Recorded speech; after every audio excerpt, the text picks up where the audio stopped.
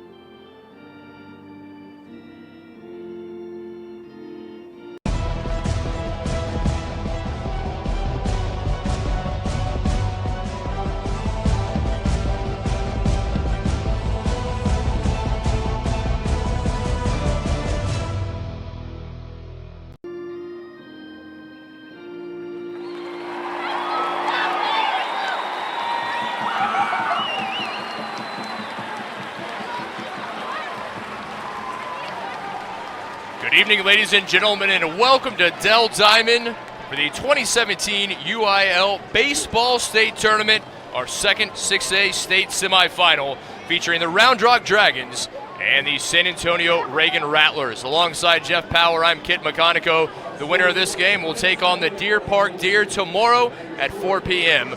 for a 6A state championship. A beautiful night in Round Rock, this wonderful facility, home to the AAA affiliate of the Texas Rangers, the Round Rock Express. And as you might expect, Round Rock, the home team, just 6 miles from Round Rock High School here to Dell Diamond, and the third base line packed in maroon-clad fans. Hard to believe this building is 17 years old, but it opened back in 2000. And I remember it like it was yesterday. They were a AA affiliate back then of the Houston Astros, and everyone from Don Sanders, Nolan Ryan, Reed Ryan, all here and kind of christened the ballpark, and they've just been adding on to it, making it better along the way. And what a matchup we have here with the Round Rock Dragons and the San Antonio Reagan Rattlers. Both of these teams with great programs, deservingly so to be here. Reagan coming in at 30-8, Round Rock at 31-7. Should be fun. Reagan from District 26, 6A, 9-2 in district, representing Region 3. Round Rock 9-3 in District 13, 6A, representing Region 2.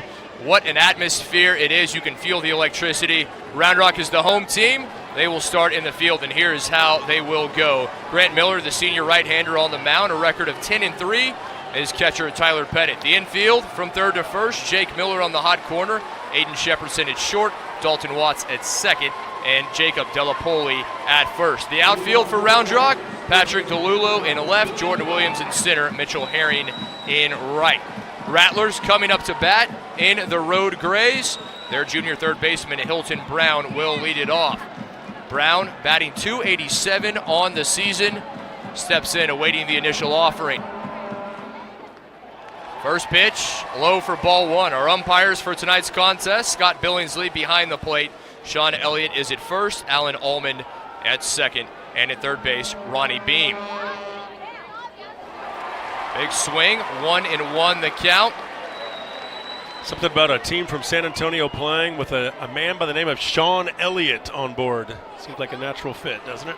Chance Chapman, head coach of the Rattlers in his 13th year. As that goes for a base hit to right field and able to get there in time. The throw well over the top. Brown advances onto second. The error puts the first Rattler in scoring position. John Carter just stepped out, looked out to his right fielder and said, calm down, everyone, settle down. That's what happens when you're in an environment like this. The nerves are going, you got some butterflies, and a lot of adrenaline. And you could just see adrenaline on that baseball when he threw it from the outfield. Sailed way over the first baseman's head. John Carter, head coach of Round Rock since 2004. He's been with the Dragons since '97. As Porter Brown, the left fielder, no relation to the man at second, comes to the plate.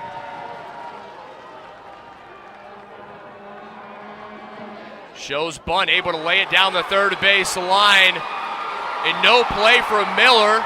Rattlers on the corners, no outs in the top of the first. What a start here for the Rattlers.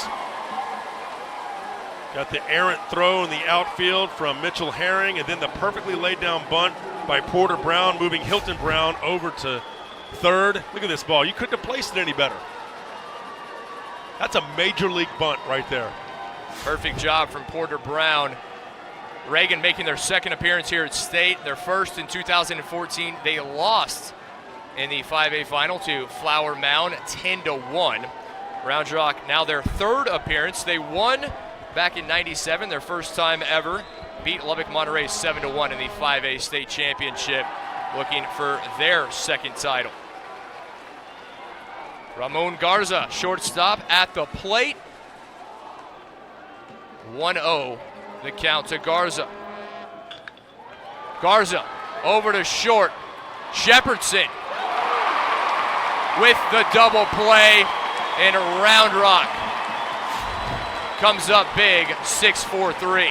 Well, if you're Garza, you're thinking, okay, I just grounded it to a double play, but you'll take the run early in a big game like this.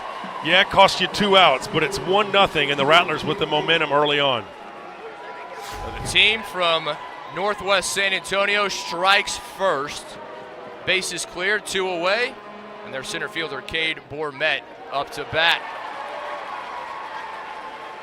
The motto this year for San Antonio Reagan, Fight 98. It is 98 miles from Reagan High School to Dell Diamond, and they have made it here as Bourmet launches it to center. Williams there to make the catch to end the inning, but not before the Rattlers strike first. 1 run, 2 hits, no runners left aboard. 1-0 Reagan. Round Rock coming up to bat for the first time.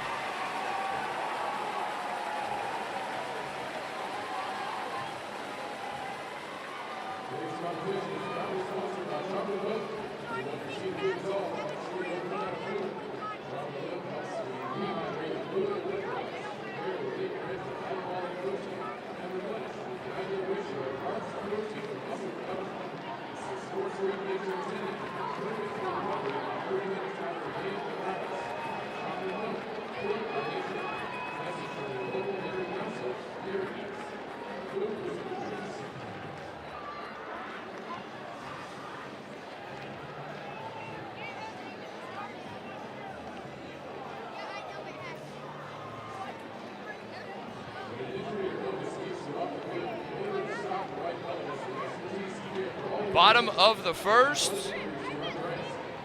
Dragons coming up to bat for the first time. They will face Jake Hoggett, the senior right-hander for the Rattlers, a record of 5-1 on the year. Reagan starts defensively like this. Mac Papini is the catcher. The infield from third to first. Hilton Brown on the hot corner. Ramon Garza at short. Josh Colleen at second. Cal Martin is the first baseman. The outfield for the Rattlers, Porter Brown in left, Cade Bourmet in center, and Seth Morrow in right. This Reagan team looking for a state championship. Coach said Jake Hoggett, just a record of 5-1, but he's put it together in the playoffs, not phased in big game situations. It would be hard not to be phased. here at Dell Diamond tonight. Well, keep in mind, last year Reagan surprised Atascocita in this very same game in the semifinals and then lost to Flower Mound in the championship game. And Round Rock, they have a storied past as well. You go back to 2003, they lost to Fort Bend Elkins in the final, but they won it all back in 1997. A quick shout out to John Langerhans, longtime friend, and of course his son Ryan Langerhans, great career, played for the Atlanta Braves among other teams. Round Rock winners of their last 5. The last game they lost was in the regional quarterfinals, fell to Klein Collins 2-1. They have won every game since. Reagan has won their last 7. They lost game 2 in the area round of Smithson Valley. Tell you more about that series as this game progresses. Dalton Watts, senior second baseman, up at the plate, leads it off for the Dragons. Low for ball 1 to Watts, batting .322. He'll be followed by the third baseman, Jake Miller, and the shortstop, Aiden Shepherdson.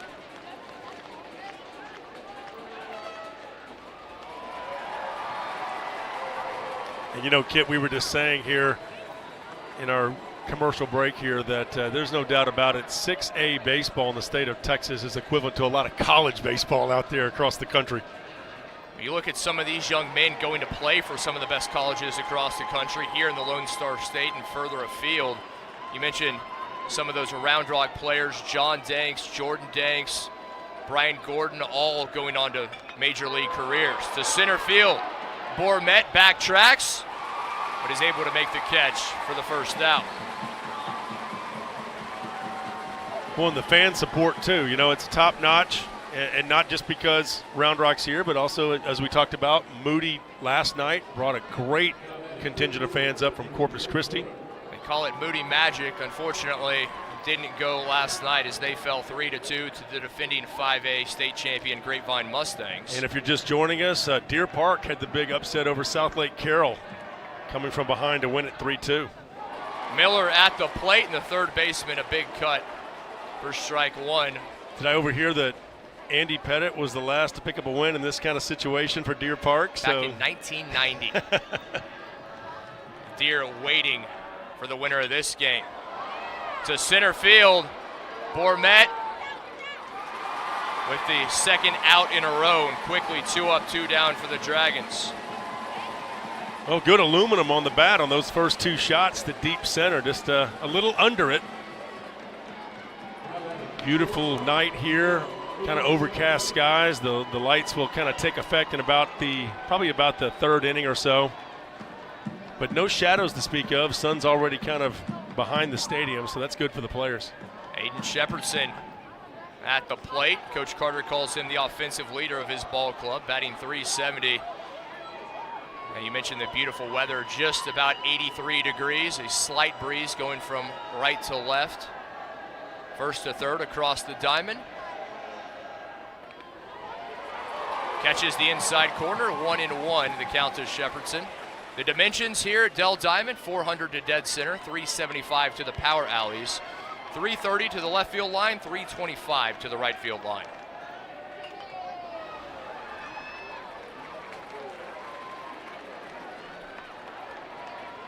I don't know if you'd call it a hitter's ballpark, but if there's one spot to hit it deep, you want to go to that berm, either down the left field line or the right field line, where you've got a much easier chance to get it out of the park.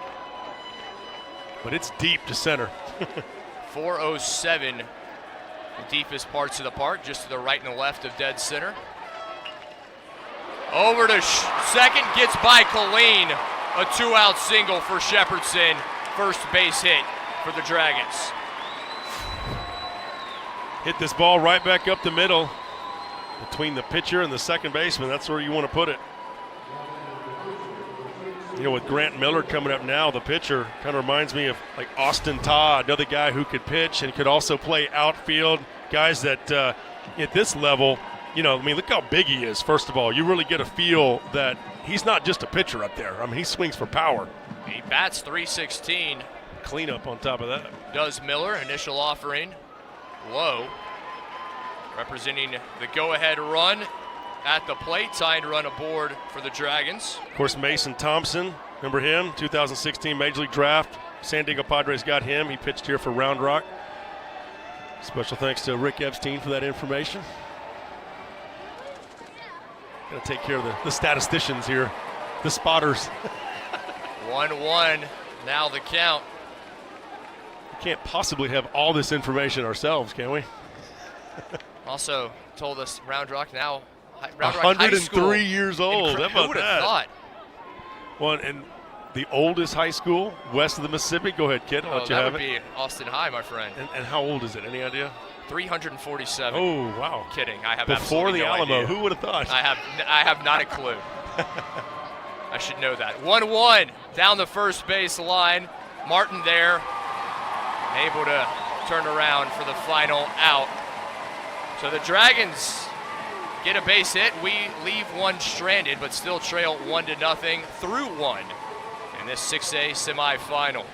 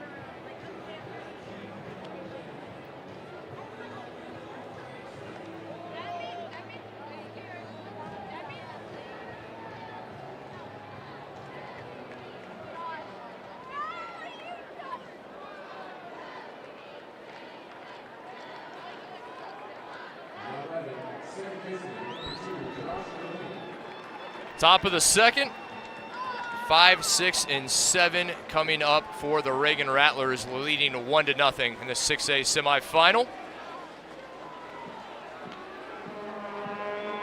Second baseman Josh Colleen at the plate takes the first pitch. Colleen will be followed by the catcher Mac Papini and the right fielder Seth Morrow.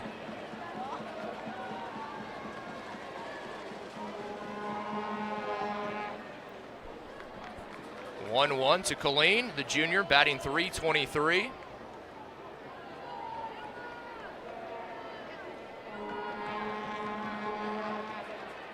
Fouls it off. Jeff, we've spoken at length here in the championships about the importance of getting off to a good start. Generally, it's been the case that the team that has scored first has won the ball game, though not always. Yeah, it's important to get that early lead. Just the momentum on your side, kind of relax a little bit. Easier to pitch with a lead. The appeal down to first base. Sean Elliott says Colleen did not swing, and the count now 2-2.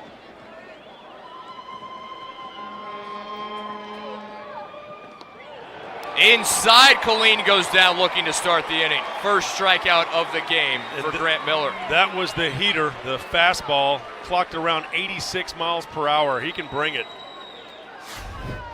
Watch him work that corner on the black. That's where you want to put it, on that inside corner. You really can't do much with it if you're a batter. I mean, it's almost not worth it to swing. You're going to take a chance. The ump's not going to call it a strike and try to go for the next pitch, but in this case it was a strike. Rattlers senior catcher Mac Papini at the plate. A big cut for strike one. Papini batting .305. A number 6 hitter in the Rattlers lineup.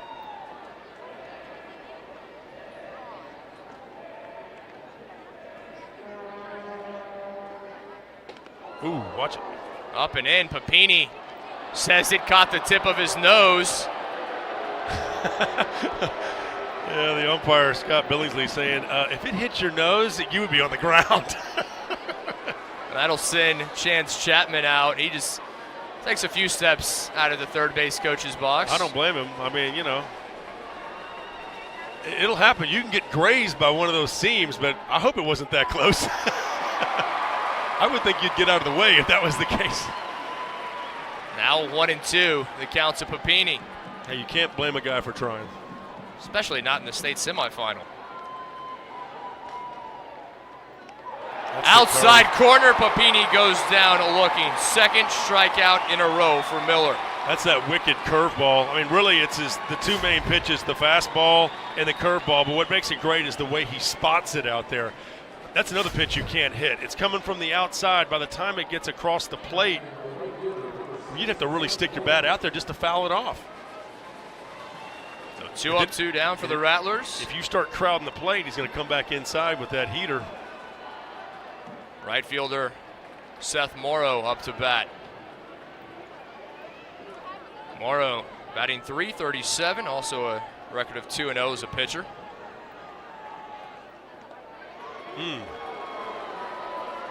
2-0 the count.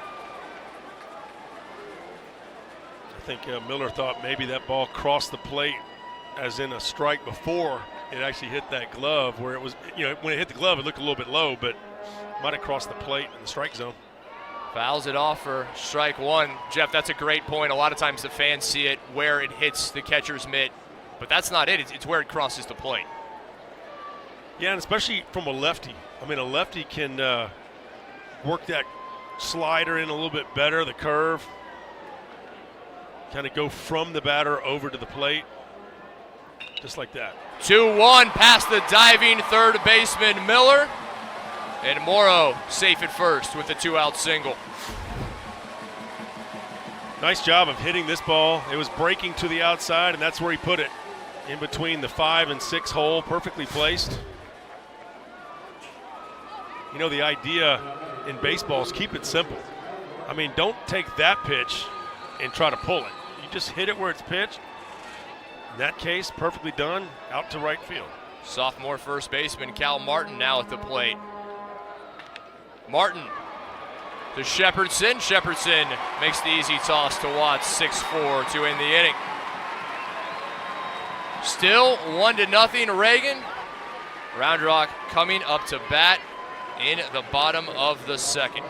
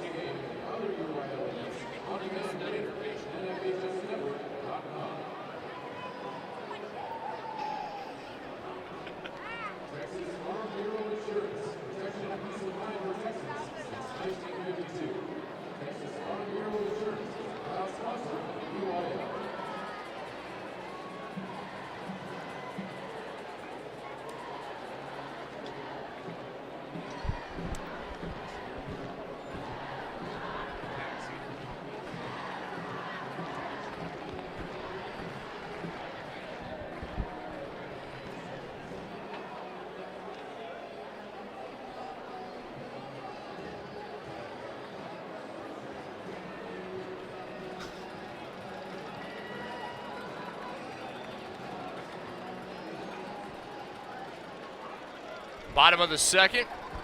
Dragons coming up to bat 5, 6, and 7. Their senior catcher, Tyler Pettit, leads it off. Trailing 1-0 in this 6A semifinal.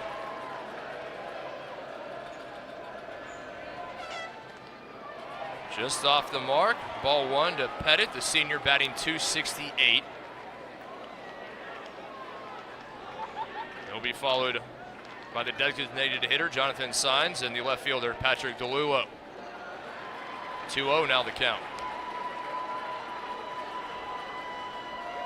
Well, Coach Carter, when we talked to John Carter, he said the motto this year, earn the right to win. I think that says it all about this Round Rock team. To left, center.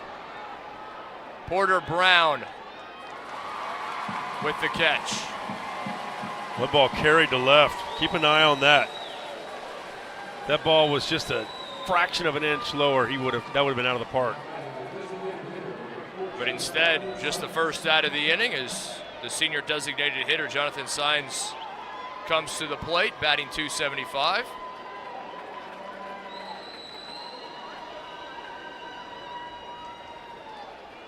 Active crowd. Someone testing those vocal cords out there. That's kind of been the thing this year. The old Ric Flair. You go out to games and you hear this. The Astros fans claim it has to do with one of their outfielders, Reddick out there. He's a big fan of Ric Flair. And Ranger fans will tell you a different story. But a lot of teams had that Ric Flair kind of thing going on in the crowd. That whoo! It's almost annoying though, isn't it? Silence is golden. 1-1 the count. I'm just enjoying the atmosphere. To Hilton Brown at third. Throw it. Yeah, throw it just in case. I think he called him out, but you always just want to go ahead and throw that ball just in case. You never know. Here's another look. You got to hang on to it for about a second, but it came out so quickly. No, to your point, I mean, the atmosphere here is electric. The fans were here before. They were here for the Deer Park game. Yeah. Both for Reagan and Round Rock. And they're still here, some of those fans. They are treated, or they have been treated so far to a great show. The suites are sold out. We got John Carter's father here, representative from this area. Came down from Washington, D.C. for this one. Rightfully so. 1-0 the count to the left fielder, Patrick DeLulo. In for strike one.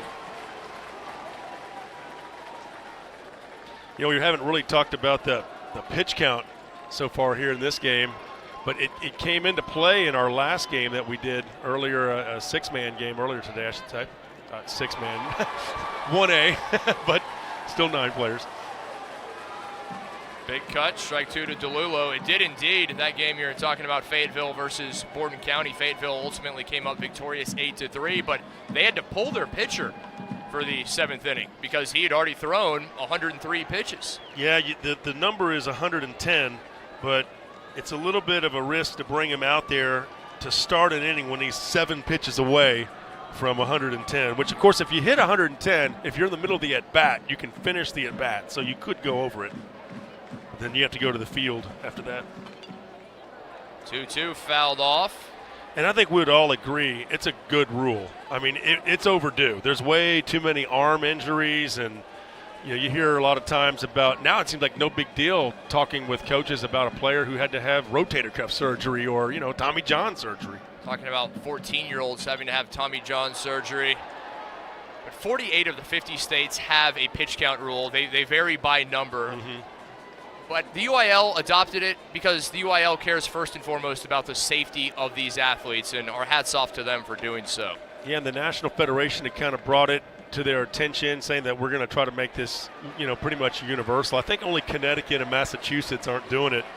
But the way it works is if you pitch 31 to 45 pitches, you've got to rest at least 1 day. 46 to 65, 2 days. 66 to 85, 3 days. And 86 to 110, 4 days rest. Payoff pitch low, and DeLulo heads to first with the 2-out walk. First walk of the game issued by Jake Hagen. And I always think it's important to bring that up early because if a team gets out to a big lead, we had a game earlier where a team was up 10-0 in the first inning, and you know that the game's got to go at least 5 innings. Why not get that starter out of there and save him for the final? Because, why are you going to throw him in a situation when you're already up 10-0? Right fielder Mitchell Herring now up to bat. Takes for strike one. If you're just joining us, this is the 4th game of the day. We started things off with our 1A semifinals. Abbott took down Union Hill from Gilmer 12-0 in 5 innings, and then Fayetteville beat Borden County 8-3. We will have that 1A state final tomorrow morning here at 9 a.m. And one more thought on that real quick before you go to 6A. Hunter Pope threw a no-hitter for Abbott. But it was just 5 innings, but he had 3 walks, 8 strikeouts, no hits, no runs. Throw to first, runner takes off, and the first baseman slips. Martin goes down on the infield, and DeLuo's safe at second. Well, you can't say the turf monster got him, but definitely got the cleat stuck there in the grass. It happens. Those cleats are hard to maneuver around in sometimes. And now the tying run in scoring position for Round Rock with 2 outs in the bottom of the second.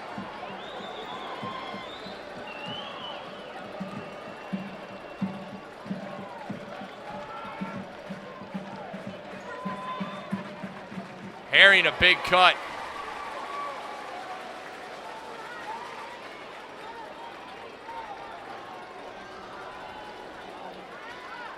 One and one now the count.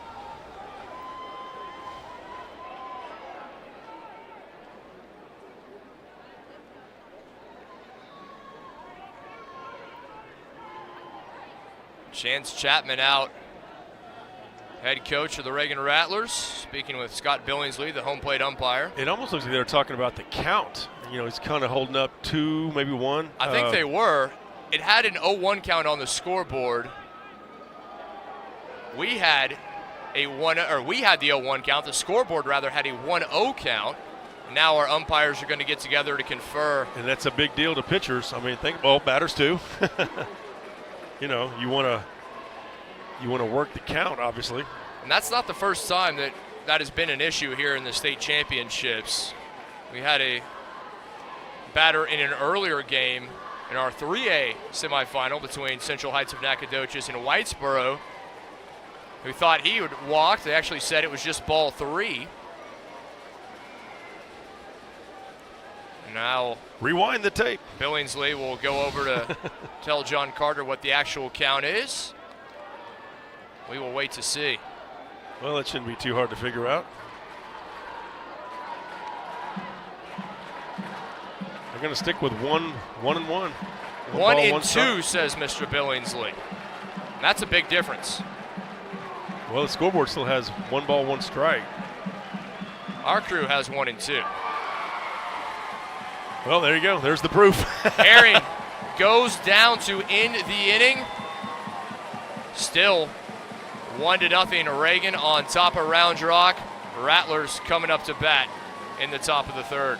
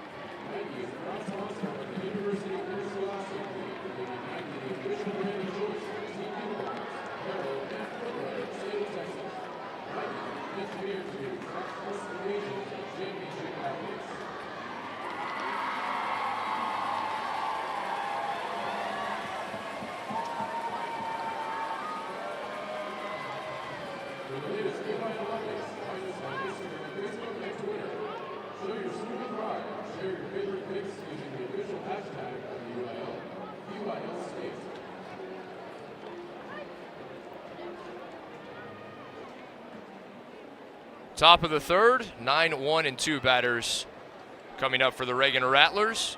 Their designated hitter, Kyle Brookover, will lead it off, then back to the top of the order with the third baseman, Hilton Brown, and the left fielder, Porter Brown. Reagan leads Round Rock 1-0. That run came in the top of the first. Rattlers looking to add in this 6A semifinal.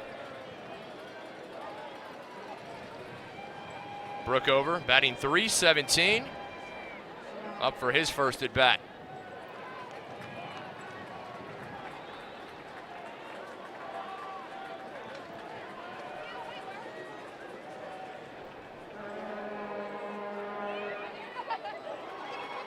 Got a piece of it. Count now 1 ball and 1 strike.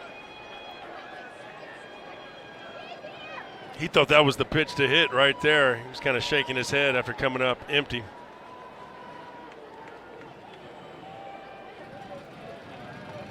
Wind blowing slightly out to the left. Just something to keep in mind. Nothing more than 5 to 10 miles per hour, but still, that ball gets up into the jet stream. Who knows? we have not seen a home run so far here in this championship. Right. The announcer jinx coming in here. Home run's coming up soon, huh? Do the best I can. To second, Watts. The throw to Delapoli, 4-3 for the first out.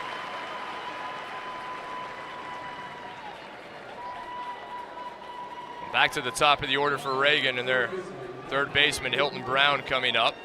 Singled to right field, and then the error from Mitchell Herring, the right fielder, allowed him to go on to second.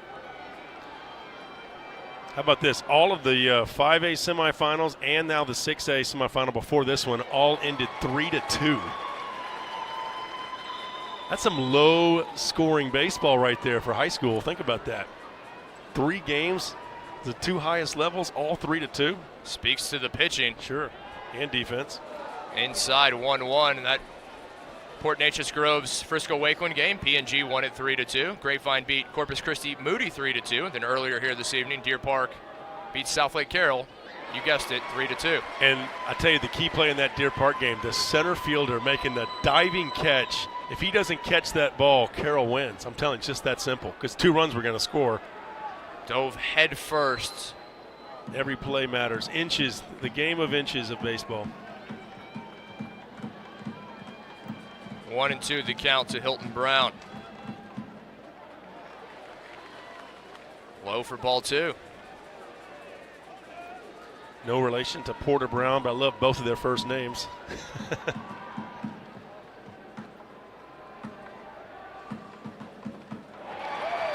Swing and a miss, held on to by Pettit. Second out of the inning, third strikeout for Grant Miller.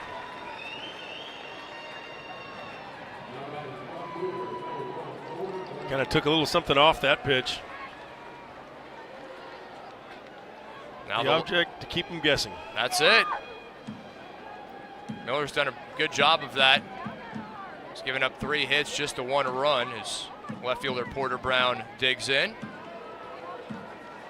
His counterpart Jake Hoggett, no runs, 1 hit.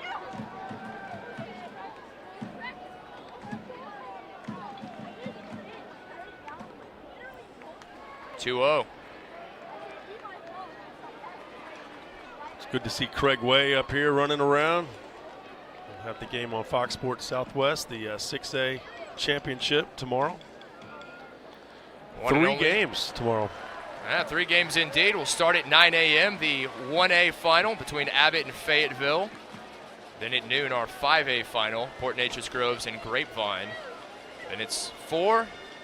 The culmination, the finale, if you will, the 6A final. Deer Park will take on the winner of this game. And there's a little extra hour there of cushion just to kind of make sure that no game goes over, and you know that could kind of mess with television time. Porter Brown to first with the 2-out walk. Now the shortstop, Ramon Garza, the senior, up for the Rattlers. Garza, actually of Cuban descent, his coaches tell me. Takes the first pitch. They've been known to play a little baseball, have the Cubans. Yes, indeed.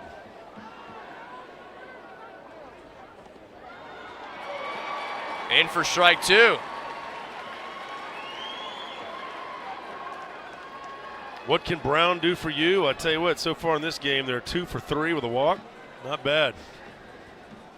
Shameless plug, huh? Off the hands over to third. Miller, the gun to Delapoli. 5-3 ends the inning.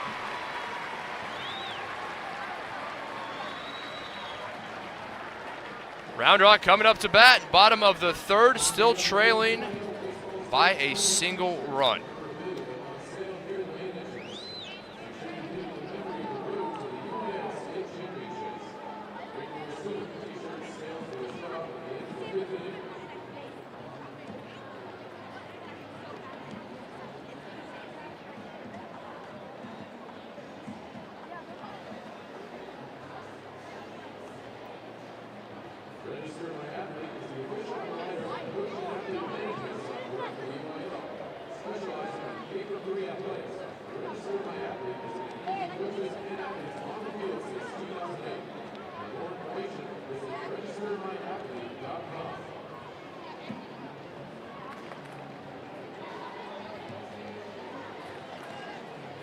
Participants, family, and friends versus team action photos of tonight's event online.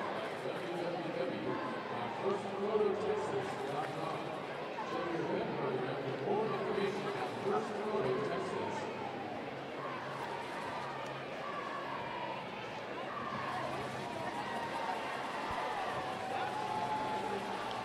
Bottom of the third, 9-1-2. Batters due up for the Round Rock Dragons. Center fielder Jordan Williams will lead it off, his first at bat of the ball game. And Jeff, really, this game comes down to that first at bat from Hilton Brown for the Rattlers. He singled, and then the error from the right fielder Mitchell Herring put him on to second. Ultimately came around to score the first run and the only run of the game. Yeah, in a game like this, I mean, that's all it takes sometimes. We fully expected both these pitchers to be sharp. I mean, we've talked a lot about the way Grant Miller's pitched. How about Jake Hoggett? He's done a great job too here. So far, just the one hit. 1 walk, 1 strikeout, and 8 batters faced for Hoggett. Williams batting .310, awaits the 1-0. When you and I got a chance to see Reagan earlier this year when they played Roosevelt, and that game was over in the first inning. Reagan came to play there at Blossom. It was 19-0? 19-0. In for strike one, 2-1 now the count. Reagan, they've had some close ones, including that 3-game series against Smithson Valley in the area round. They lost game 2. The count now 2-2 to Williams. And I mentioned it, they have a good luck charm from that series, a ram skull. Saw that. Yeah, the players touch it throughout the game, I was told, not just before the game, but throughout the game. 2-2 fouled back. I said, how did this come to be? I said, one of our players found it. They claim in Smithson Valley territory and ended up winning the series, and it has been with the Rattlers ever since. Well, think about it. They lost that second game of that 3-game series 8-3, and then all of a sudden they won 11-0. Over to short. Ooh. And gets by Garza. That's a bad hop. I don't even think that could be called an error as the rally train rolls by. Watch this. It takes a bad hop off the dirt right here. Look at that. Just a weird spin. That's got to be a hit, and it is. A single for Williams. Just the second hit of the ball game for the Dragons. Now the tying run aboard. The lead-off man, Williams, in the bottom of the third, and back to the top of the order with the second baseman, Dalton Watts.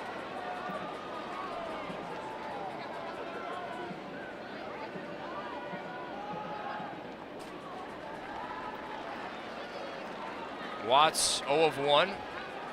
Flied out to center his first time up.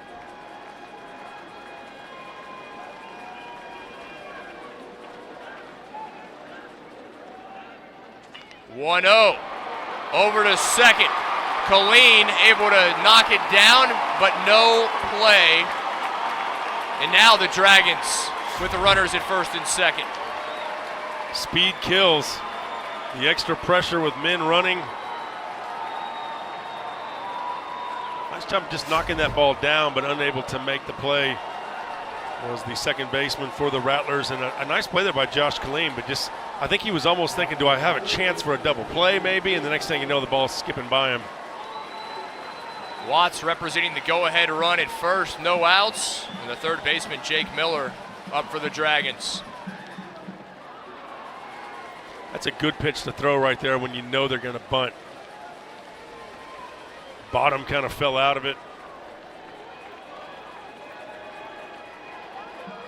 0-1 now the count to Miller. He is 0 of 1 at the plate. Flied out to center.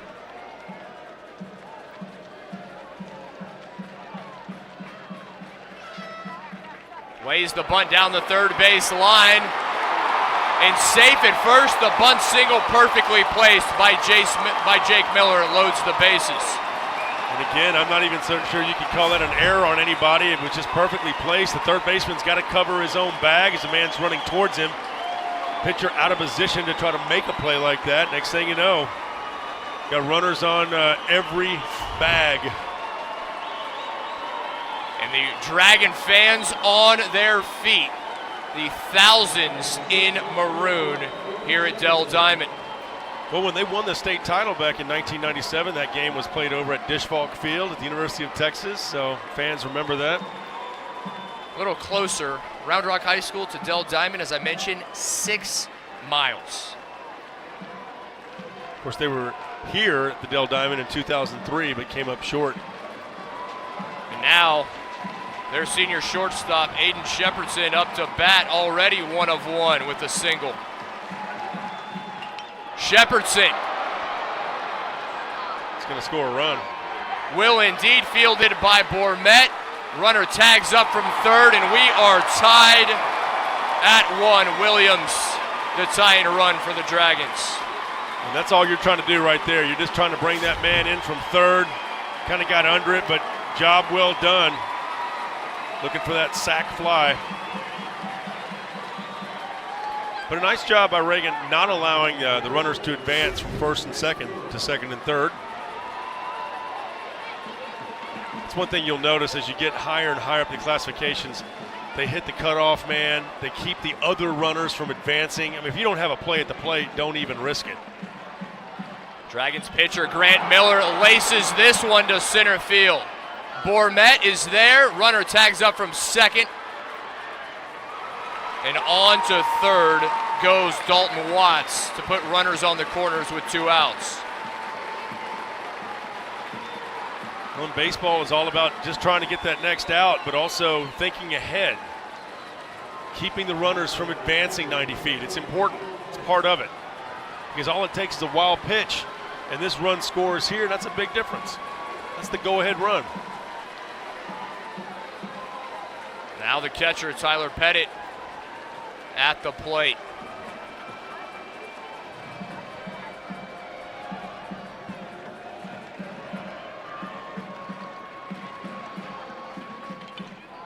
Pops it up.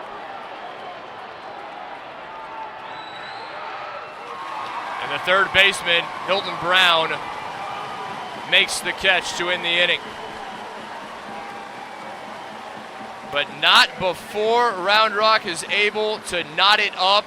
Tied at 1 as we head to the top of the 4th.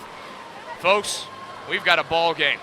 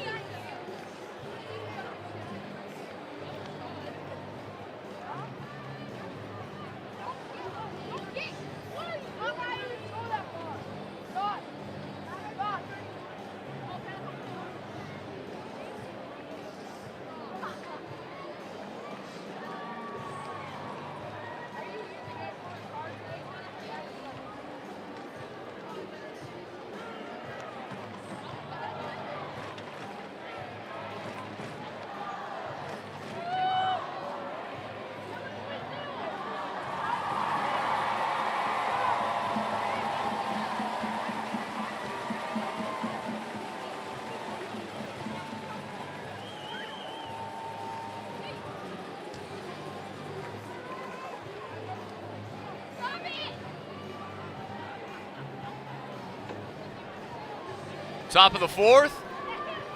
4, 5, and 6 batters due up for the Rattlers. Center fielder Cade Bourmet leads it off. Tied at 1. The Rattlers, their run came in their first at bat. Took the Dragons all to their second time around to get something, as this will go for a base hit to right center. Bourmet takes the first pitch. A leadoff single.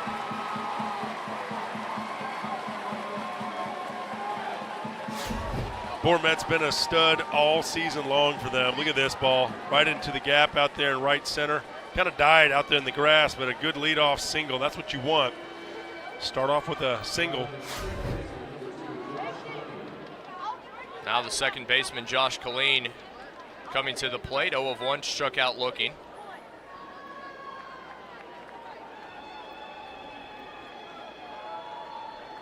Yeah, Bourmet was batting .356 just coming into the state semifinals. Low for ball 1 to Colleen. Reagan with an enrollment of 3,337. They do play in District 26, 6A in San Antonio. Round Rock 3,186. They are in District 13, 6A. Bunted back. The combined enrollment in our second 1A state semifinal between Borden County and Fayetteville, 150. That's combined. Just to put that out there. Yeah, that's a little difference. Colleen getting some words of instruction from head coach Chapman before digging back in. I got a chance to see Round Rock earlier this year when they were playing Cedar Ridge in district. It's a good rival for them this year, as usual. Bunt laid down. Miller off the mound. The throw to first underneath the glove of Delapoli. Bourmet on to third. Colleen into second. You know, I know that ball was thrown a little bit low. Should have been caught, obviously. But I just wonder if somehow he just didn't lose this into the lights or the stands or something. You know, sometimes you'll see a white shirt in the stands and you kind of lose track of the ball for a split second. Kind of came off his glove there, almost the heel of his glove. Round Rock will bring the infield in. Coach Carter out to settle everyone down. Well, you know, it's the second error of the game for Round Rock, and really the first one was very costly, cost him a run. But, you know, right now Reagan off to a good start in this inning. Their catcher, Mac Papini, will be at the plate with runners in scoring position, no outs. And Jeff, you mentioned something to me at the end of the inning there. Round Rock maybe figuring something a little bit out the second time they went through the order against Hoggett, having a lot more success. Yeah, just sometimes you get into about the third or fourth inning, you've already seen him once, you start getting your timing down. Maybe that fastball dips a mile or 2 miles per hour slower, and that could be all the difference in the world. The error was called on Grant Miller, by the way, the pitcher. So E1 if you're scoring at home. Does anybody score at home anymore? I don't know, do they? That's a very good question. Mac Papini, the catcher for the Rattlers, really at the plate. You can just go online, right? These days, we used to have to wait for the paper to see who won the ball game. Now you get on Twitter, figure it out. Pettit out for a quick word with Miller. I will say this, though. I still enjoy listening to radio baseball on the radio. It's still kind of, there's something to it. There's something magical about it. There's some great announcers, obviously. People like Vin Scully, Milo Hamilton. You think about the great radio announcers in baseball. Doesn't hurt to put a little video to it, though, you know. To Jeff's point, thank you, those of you joining us, wherever you may be joining us from. A warm welcome to everyone across the Lone Star State, across the country, and across the world on NFHS Network. Papini awaits the 1-0. Papini chops it over to Miller at third. Miller eyes the runner and then makes the throw. Good work from Delapoli, able to hold on. Yeah, the throw a little bit high. I think he had his foot on the bag, but just wanted to make sure, so touched it again, and that might have actually clipped the runner running down there, Papini. He took a tumble. Now Seth Morrow, the right fielder for the Rattlers, up to bat. 1 of 1, singled in the second.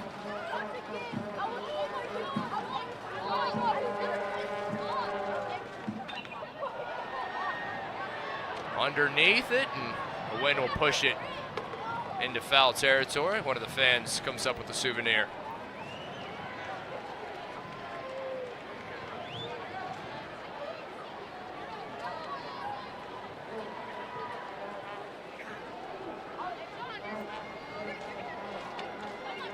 Chance Chapman went to East Texas Baptist University. He's got a good staff with him.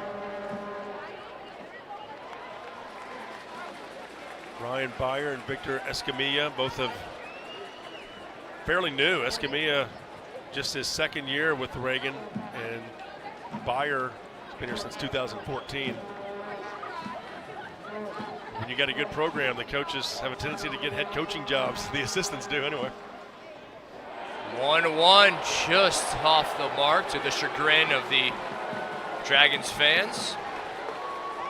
Round Rock staff's been around for a while. Colby Elizondo, Ronaldo Rodriguez, and Jeff Kuchurk.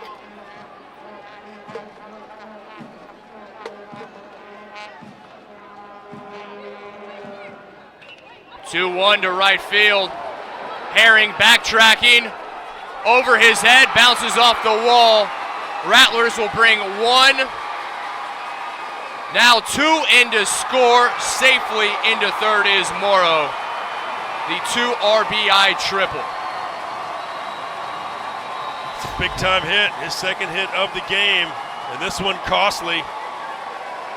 Just simply shot it over the right fielder's head. And how about him digging around into third base?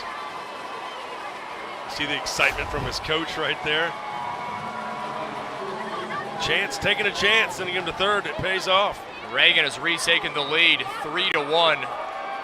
Just one out in the top of the fourth. Runner 90 feet away. Cal Martin, the first baseman, up to bat. That error once again proving costly. The 2 errors made by Round Rock, both have allowed Rattlers to come in to score. 2-0 the count to Martin. Well, it's a game that'll make you pay, and those errors and walks come back to haunt you more than you can ever know. That's not just coach speak, that's the truth. Martin off the hands. Williams in center field makes the catch. Runner tags up from third. The throw not on line, and it's a 4-1 Reagan lead. The sac fly from Martin. That would have been the third out of the inning had they not had the error.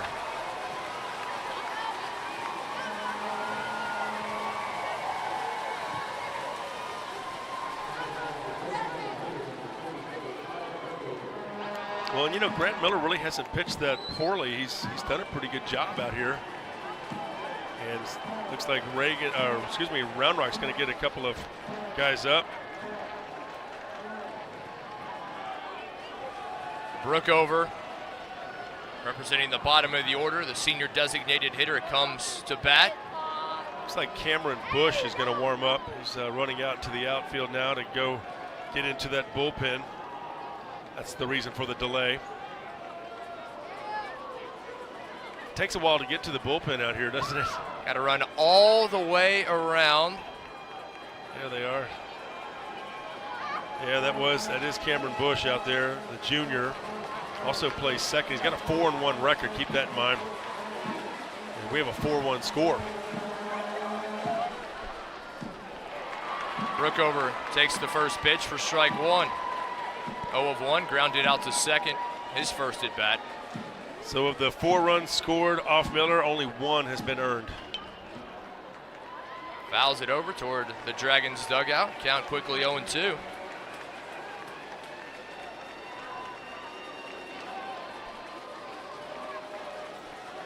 Not too many teams named Dragons across the state. We've had a couple here in the 6A semis. To right field and goes for a base hit. Herring unable to get to it. Brookover comes up with the 2-out single. Keeping things going, just adding to it. And that's what you want to do if you're Reagan. You want to answer that Round Rock run and put up a crooked number. They've done that so far with a 3, looking for more. So we got the South Lake Carroll Dragons, the Round Rock Dragons, Ardale Dragons. There's the Southwest Dragons down in San Antonio. There's 4. How about Paducah? Aren't they the Dragons? That's a good question. We'll have to check on that. Top of the order, Hilton Brown at the plate. I know they got a good-looking orange stadium heading up towards, I guess that's kind of towards Wichita Falls. maybe Abilene area. 0-1 the count.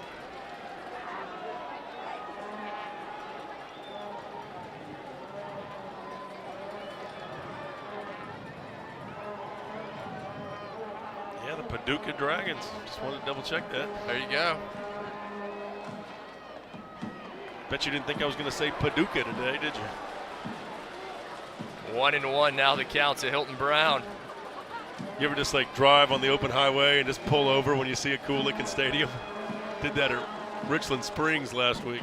Home of the Coyotes, one of the best six-man football teams ever in the state of Texas. Yeah, we were talking about this earlier. You get out there kind of west of I-35 and it's Coyotes out that way. Borden County Coyotes, Richland Springs Coyotes, not the Coyotes.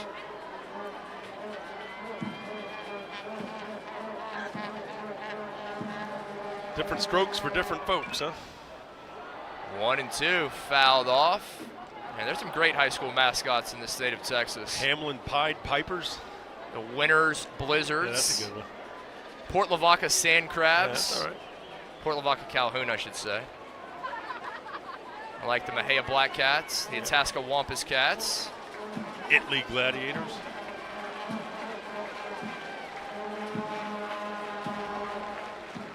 El Paso's got some great mascots out there. Oh, they do. Conquistadores. 2-2, now the count to Brown. Aztecs. Deuce is wild here. 2-2-2. 2 balls, 2 strikes, 2 outs. Key pitch. Off the foot. That hurts. You ever done that? Not in a long time, thankfully. They gotta develop a type of shoe for baseball to get a little more padding on top of that top part of the shoe. I know some players like to wear that padding, but you got to run, so it's like you don't really want too much on that foot. Yeah, you don't see a lot of the guys that are stealing bases to fleet of foot. The sluggers may wear those. But not the Ricky Hendersons of the world? No, sir. Count now full to Hilton Brown.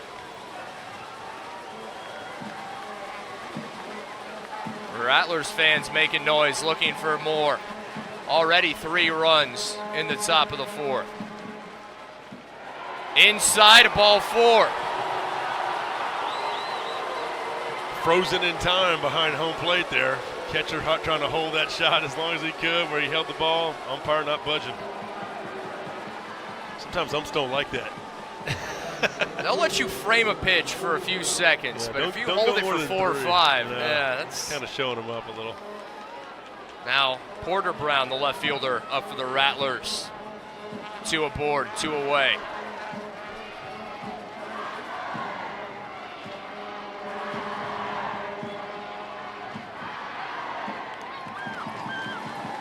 Porter Brown, a bunt single and a walk in his 2 appearances at the plate. Miller was trying to come inside with that pitch and actually went outside. That's kind of a telltale sign there.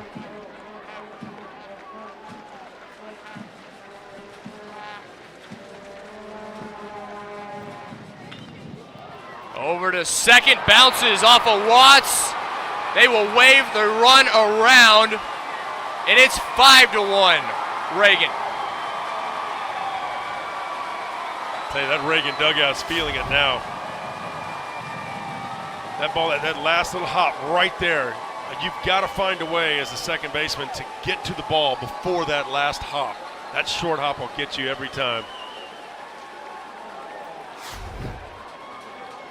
I mean, that's a routine play if you just step up a couple yards,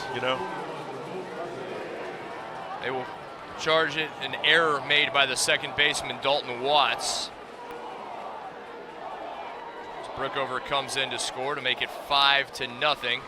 But when you think of third baseman, shortstop, you think of them charging the ball, but not so much for second. They usually have more time. But in a play like that, you just got to try to take that short hop out of the picture, out of the equation, because it's just hard. You never know what's going to happen. You got a field that's kind of in that partial stage of still a little bit wet but drying, so you get those unusual hops sometimes. Runners at second and third for Reagan, and their shortstop Ramon Garza at the plate. Garza looking for his first hit of the ball game. What a big inning here for Reagan. 4 spot to answer that Reagan run in the 3rd. And they have silenced the Dragon faithful.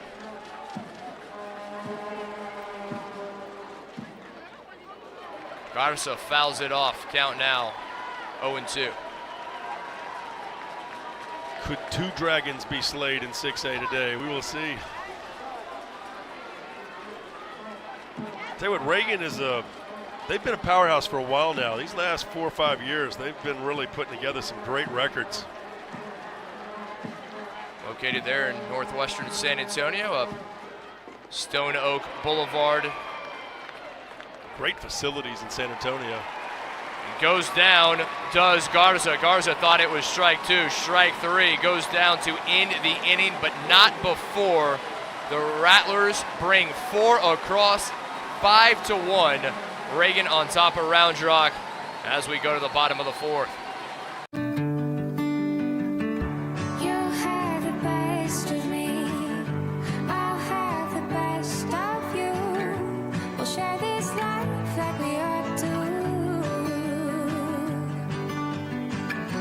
We'll share this life like we ought to.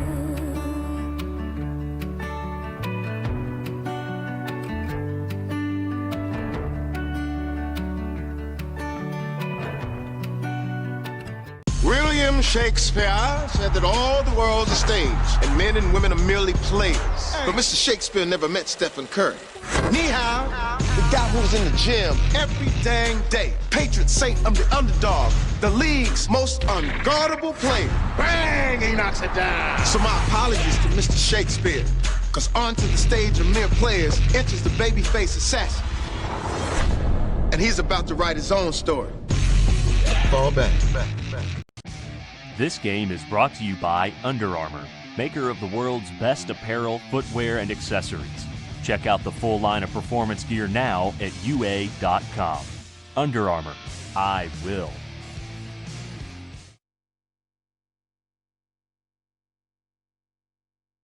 This event is brought to you by Olive Garden.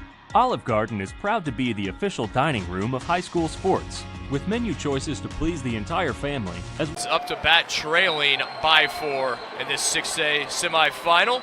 6, 7, and 8 due up for Round Rock. Their designated hitter, Jonathan Sines, leads it off. Sines, a leadoff single, puts it in front of Bourmet. The first pitch sent his way from Hoggett. That's how you have to answer.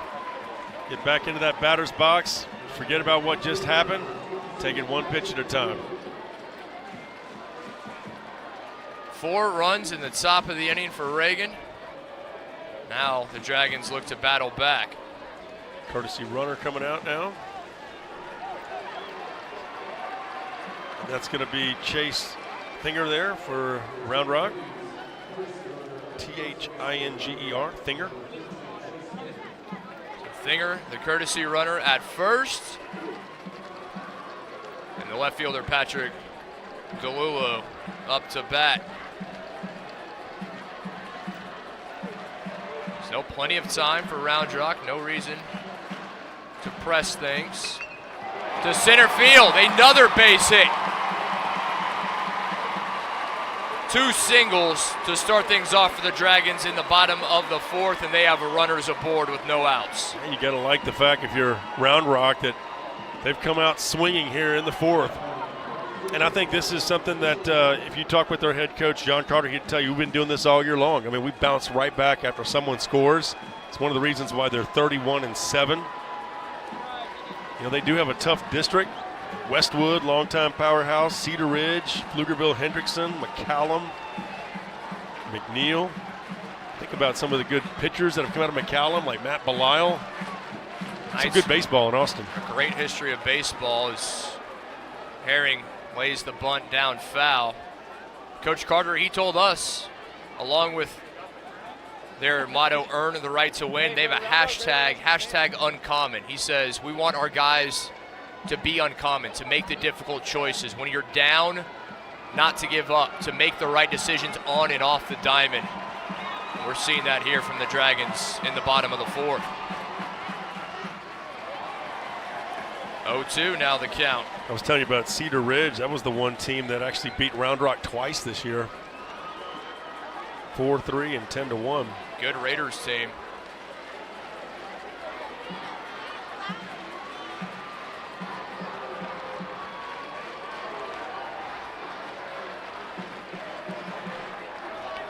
Thing about Round Rock also is they have to go through that tough Region 2 all the time.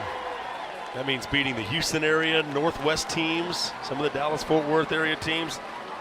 They had to beat Houston Memorial, Klein Collins, Rockwall Heath, and then fittingly played Pflugerville Hendrickson in the regional final. How about that? Facing your district foe. How about that? Herring goes down swinging for the first out of the inning, and now to the bottom of the order, the center fielder Jordan Williams. 1 of 1, singled to start things off for the Dragons in the third when they were able to plate the run.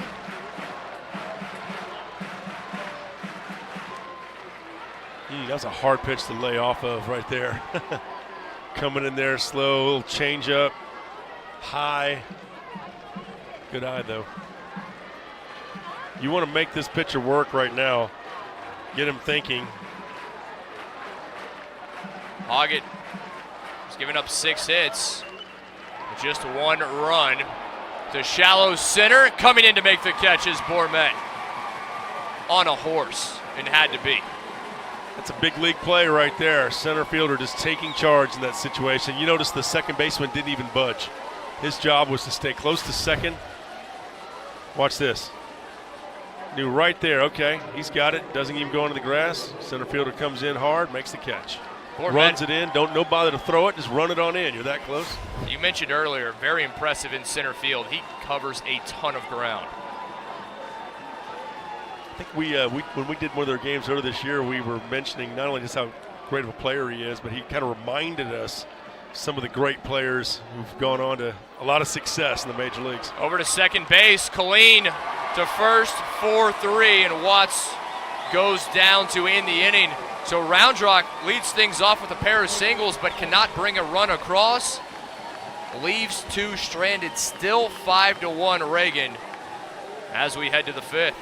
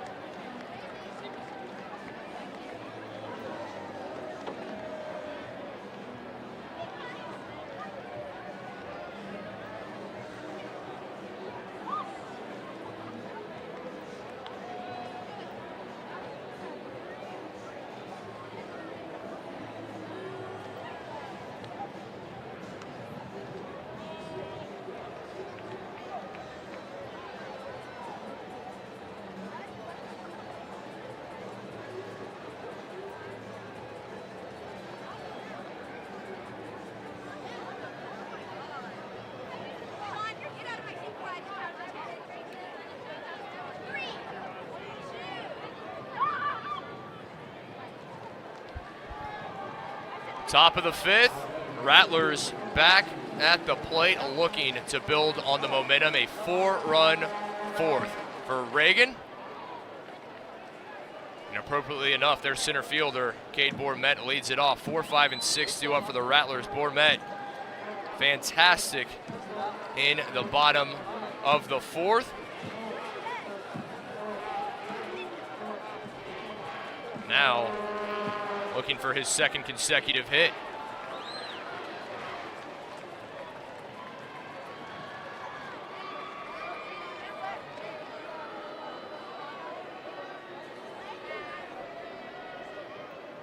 One from Miller.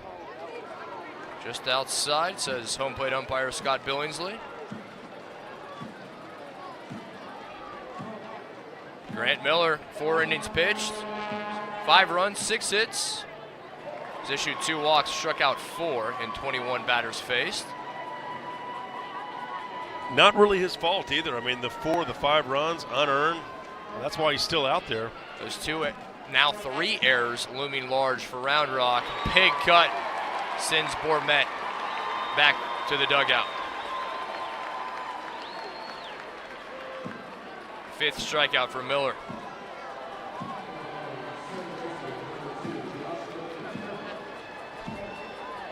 Well, and you're just thinking, we still have 3 more at-bats. It's my job just to keep this game right where it's at.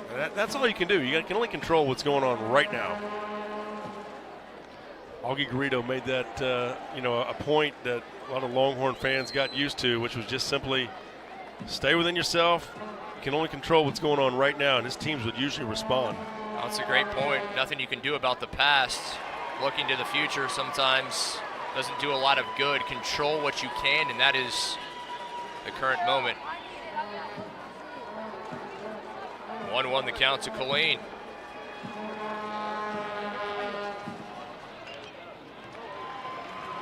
Fouls it off, strike 2. Senior catcher, Mac Papini in the on-deck circle for Reagan. Colleen and Papini both looking for their first hits of the ball game.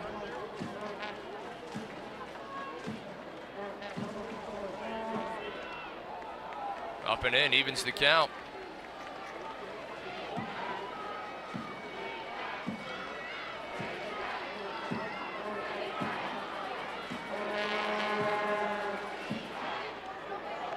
Inside, a full count to Josh Colleen.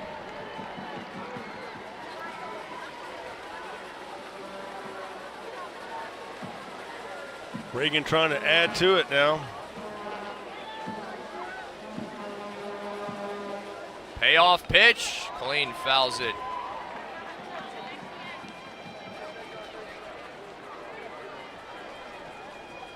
We were talking earlier about center fielder for Reagan and the job he's done all season long, Cade Bourmet. And who he reminds you of? Drew Stubbs. Oh, yeah. It's Colleen able to work the count full and gets the walk. Now down to first with 1 out. Deceiving speed, can really cover center field well. Good arm. That's high praise, but I think that's an apt analogy. In baseball, they refer to it as the 5-tool player, someone who can literally do it all. Has the good, strong arm, can bat, play defense.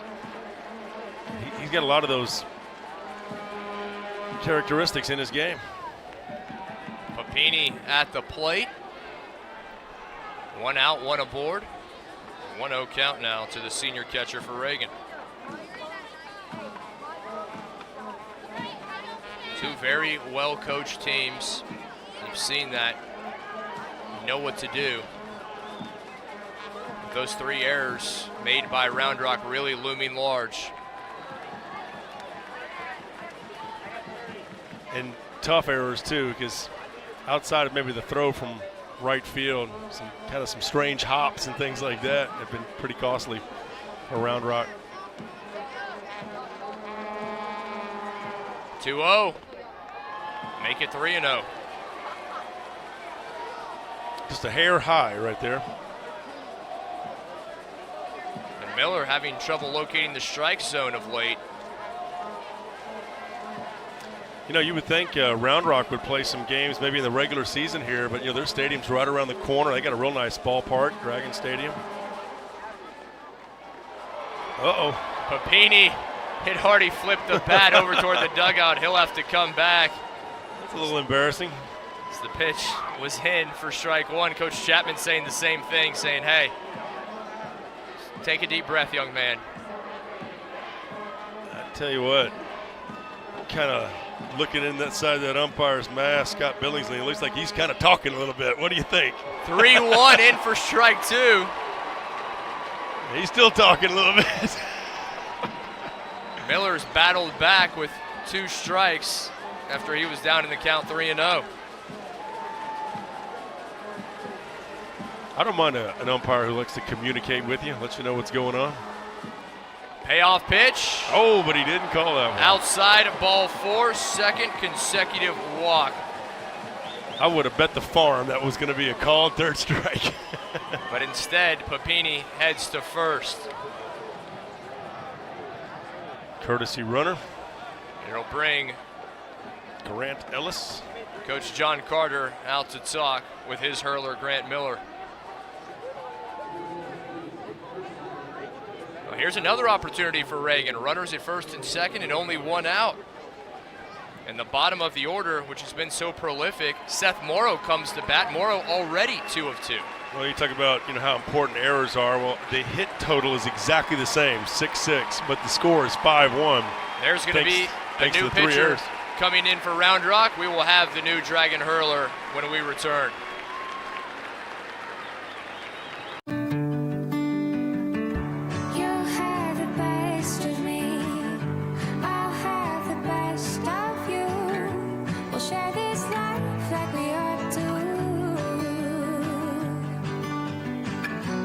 Share this life like we ought to.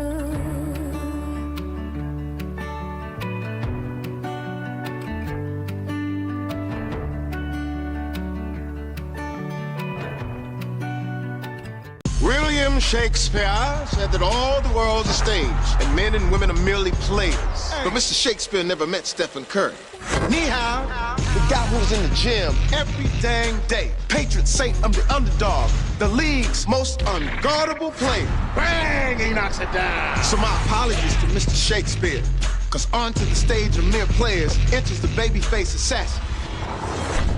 And he's about to write his own story. Fall back.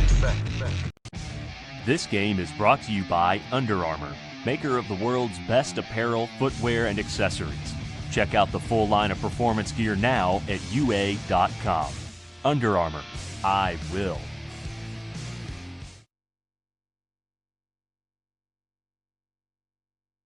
This event is brought to you by Olive Garden.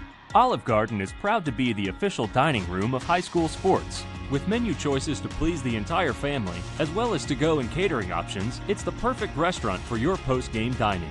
To find your nearest location or to order your meal online, visit olivegarden.com. Pitcher on the mound for the Dragons. It'll be number 11, Zach Perry, the senior right-hander, a record of 3-0. He takes over for Grant Miller. Miller faced 24 batters, 4 1/3 inning pitched. Gave up 5 runs, 6 hits, issued 4 walks, and struck out 5. Well, the thing you need to know about Zach Perry that just kind of jumps out at you is, first of all, he's got some gas. He's not the biggest man, but what he brings out there is pure heat. 3-0 record. Of course, he also plays third base. You got to have a good arm if you're going to play third base. Right fielder Seth Morrow comes to the plate, the first batter that Perry will face. Morrow already 2 of 2. Has 2 runs batted in and 2 RBI triple his last at bat. He's going to paint the corners and keep it low.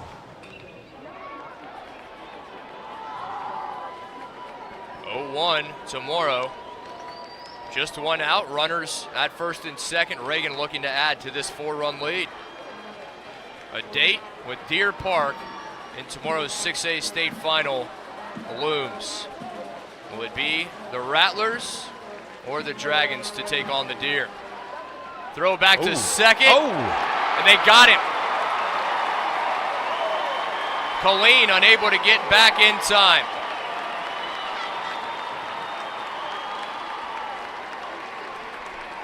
Gun down at second. Take another look. Yeah, he had that shift towards third, and that was the difference. Man, that was close. I mean, nobody had a better angle than our second base umpire, Alan Almond, and I tell you what, it was as close as it can be, though. The leadoff runner taken off the bases, and the second out of the inning recorded. I mean, it still tie goes to the runner in that situation, right? You would think so. 1-1 to center field. Williams ranges over to his right, can't get it, goes for a base hit. He would have scored. Papini, he will score, comes all the way in, slides across. Excuse me, actually, that was Grant Ellis. Yeah, the courtesy runner. Here it is. That ball just kept on scooting, didn't it? All the way to the wall. Ellis all the way around to score from first, and look at his reaction. 6-1 Reagan. And I know Chance is over there thinking should be 7-1. Like any good coach. Yeah, but he'll take it. Number 8 hitter in the Rattlers lineup. First baseman Cal Martin now up to bat. Martin to right field, the sophomore. Over to Herring, and Mitchell Herring makes the catch to end the inning. But the Rattlers able to put another run across. Now 6-1, Reagan on top of Round Rock. Dragons up to bat in the bottom of the 5th, trailing by 5.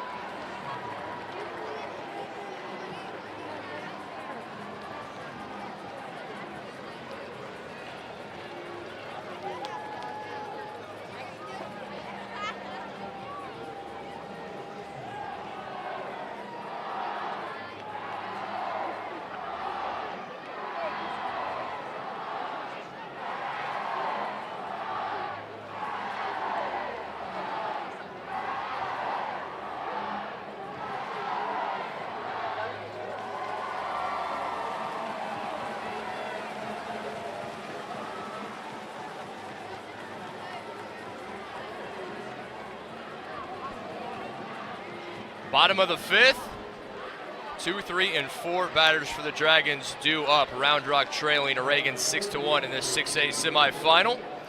Their third baseman, Jake Miller, leads it off.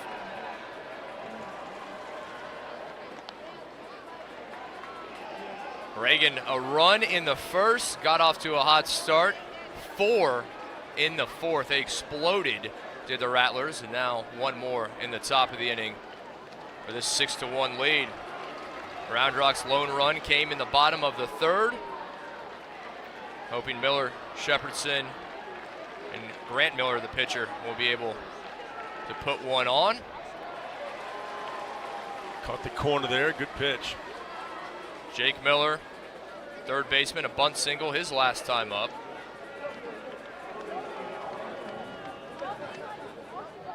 And Papini out to talk with Hoggett, just wants to make sure they're on the same page. Hoggett, 19 batters faced, 6 hits, only 1 run, has only given up 1 walk, struck out 2. Very effective.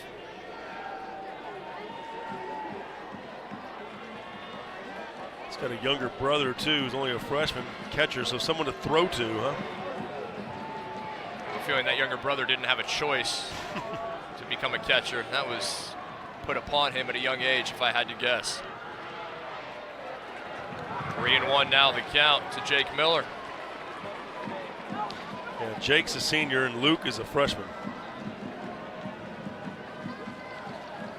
5-1 coming in. Really using his fastball, curveball, slider, changeup. He has so many different pitches, you just never know what's coming. And a variety of pitches, and his location varies. East to west, north to south. Does a very good job switching it up. Payoff pitch to center field. Bourmet over to make the catch. Makes it look easy out there, doesn't he? He really The ball does. just kind of kept on trailing off towards right center, but he was right on it.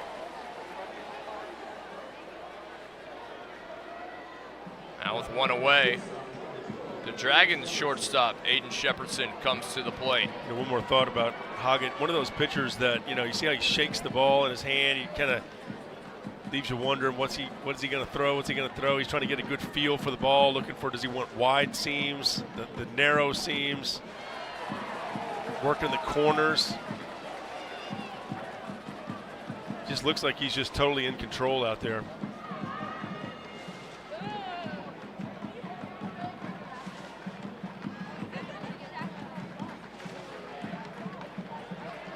Low and away, evens the count.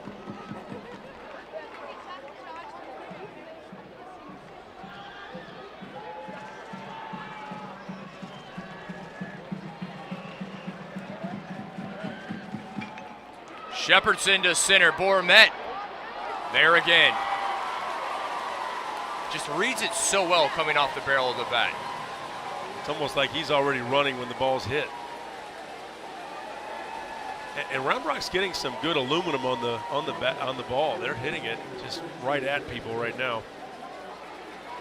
2 up, 2 down for the Dragons in the bottom of the 5th, and now their cleanup hitter, the pitcher Grant Miller, at the plate. You know, he kind of wants to make up for giving up the 6 runs, even if most of them were not earned. Only 1 earned run. Looking for his first base hit in the ball game. He's got some great tools too. 0-1. Chopped over to first, second baseman. They will say foul. Came off in foul territory. So the wind's starting to kick up, coming in from right center across the diamond towards third base. John Carter was telling me that Grant Miller is headed to McClendon up in Waco, McClendon Junior College. Yeah, McClendon Community College there in Waco, McClendon County.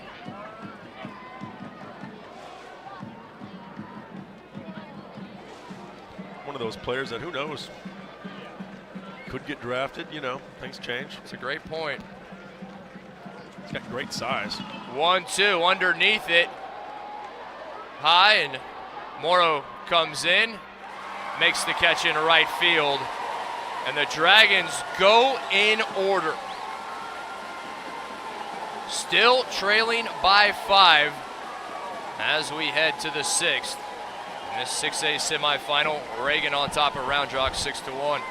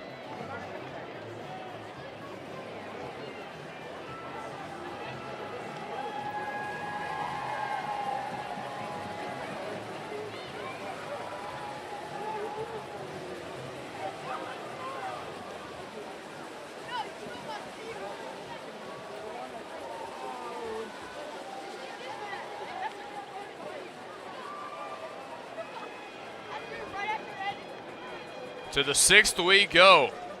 Reagan on top of Round Rock 6-1 in this 6A semifinal. Deer Park waiting. They will take on the winner tomorrow at 4 p.m. A 6A state championship on the line. 9-1-2 due up for the Rattlers.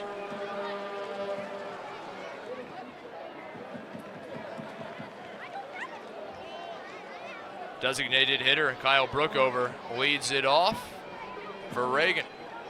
Brookover 1 of 2, singled in his last at bat.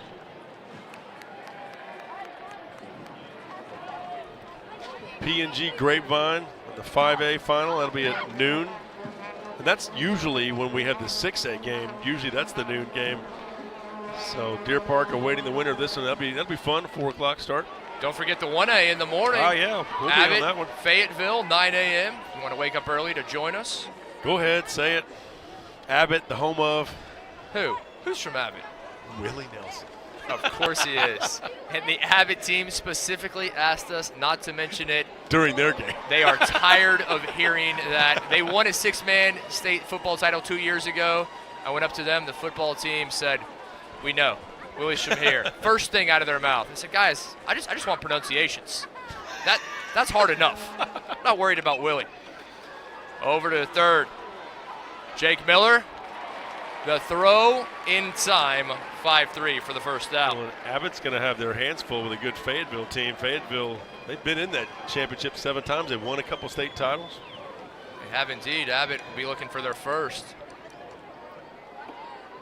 And I understand one of the guys was telling us that Willie Nelson made kind of some sort of, what was it, an endowment or something back to the school or something? He did. He supports the Panthers.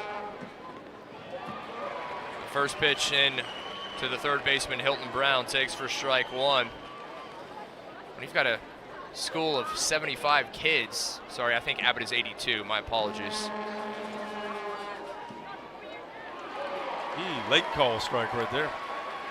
But Willie, big supporter of Abbott ISD, both academics and athletics.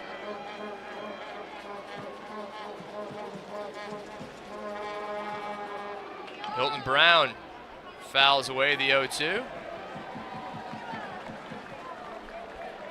Well, of course, you got Port Neches Groves playing Grapevine, who's from that Port Arthur area. Quite a few stars through the years. Janice Joplin. You got, numerous football players, of course. I mean, that's like the NFL capital, that whole Golden Triangle area. For years it was. Anyway. Port Arthur. Jimmy Johnson. Port Arthur's finest as Hilton Brown goes down swinging for the second out. Wade Phillips. How about Wade? Of course, Bum coached over at both Nederland and Port Neches Groves. He's one of the few men who has welcomed both in Nederland and Port Neches Groves. They're not a lot. Yeah, he's got streets named after him in both communities. That's saying something. Now Porter Brown, the left fielder, at the plate with 2 down. Takes for strike one. I'll tie this all in. I was at a football game. Deer Park was playing LaPorte, and we were doing the show Fox Football Friday, and Port Neches Groves was battling Nederland that night, and that was the night that Bum Phillips died. He died in the third quarter of a 7-7 game, and someone said, Wade Phillips said, "You know what? How fitting that my father passed away with his 2 favorite teams tied 7-7. Great quote there. He was Wade absolutely Phillips. right. 1-2 now the count to Porter Brown. And how cool also that Bum got to coach Wade at the University of Houston on top of that.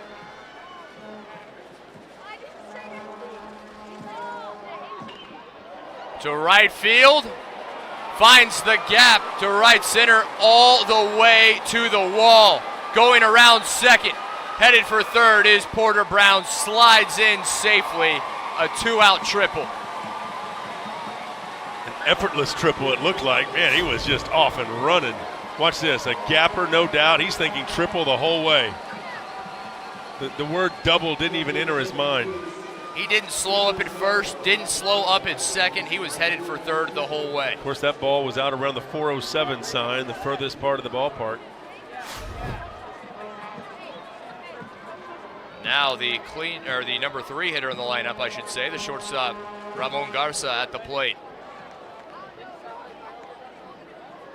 And if Reagan is able to plate another run with 2 outs, make it a 7-1 lead. That would be deflating. It would indeed.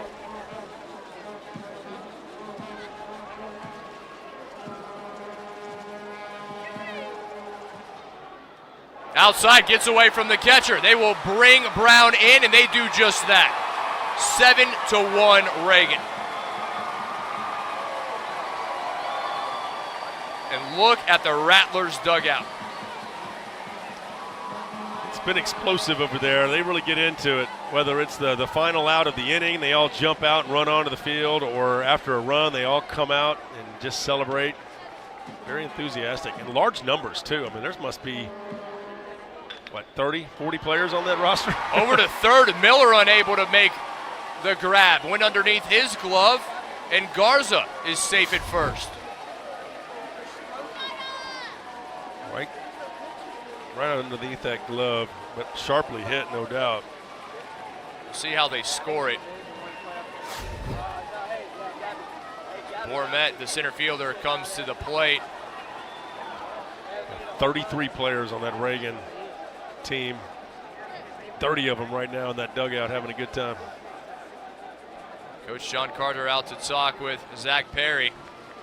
And that will be the evening for Zach Perry. We will see another Dragon pitcher, the third tonight. We will have the new man on the mound for Round Rock when we return. Reagan leads 7-1, 2 outs, top of the sixth in this 6A semifinal. You have the best of me, I'll have the best of you. We'll share this life like we ought to. We'll share this life like we ought to.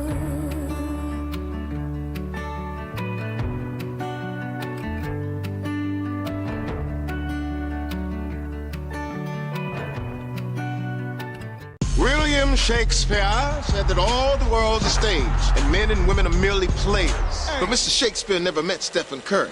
Ni hao, the guy who's in the gym every dang day. Patron saint of the underdog, the league's most unguardable player.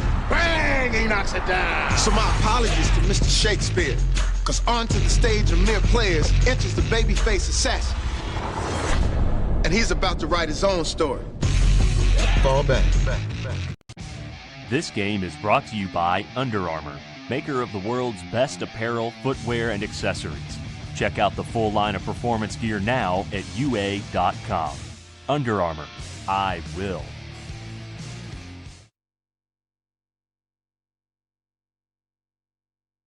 This event is brought to you by Olive Garden. Olive Garden is proud to be the official dining room of high school sports. With menu choices to please the entire family, as well as to-go and catering options, it's the perfect restaurant for your post-game dining. To find your nearest location or to order your meal online, visit olivegarden.com.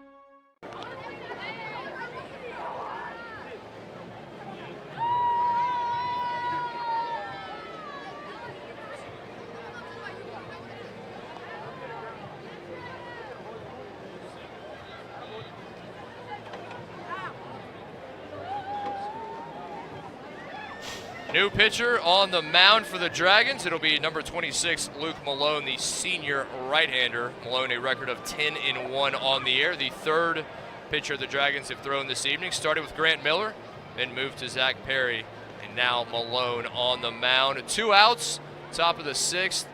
Runner at first. Reagan leading 7-1 in the 6A semifinal. Hey, we just got word the attendance for tonight's game. Check this out, 7,843. Hello. That's incredible. What an atmosphere those almost 7,500 fans have created here at Dell Diamond tonight. What do you mean? Almost 8,000. Come on now. It was 7,500. They were here early, been making noise the entire game, both the ones in maroon and in midnight green.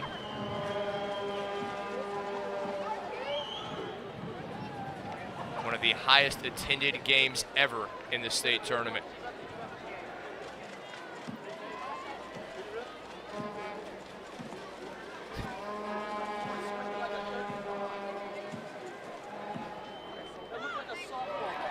Bourmet at the plate.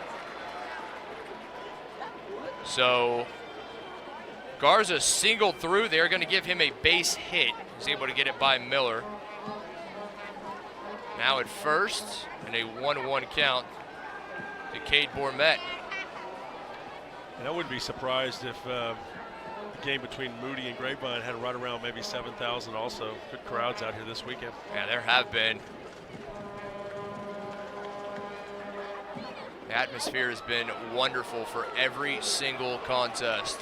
Yeah, I was talking about some of the players that come out of Round Rock, like Mason Thompson, Austin Todd, who's now at the University of Texas. We talked about Matt Belisle, a former McAllen pitcher. How about Don Baylor, one of the most recognizable Austin area baseball players. A great career, of course, mainly with the Angels, among others. And one of the greats, Houston Street, former Westlake chaparral.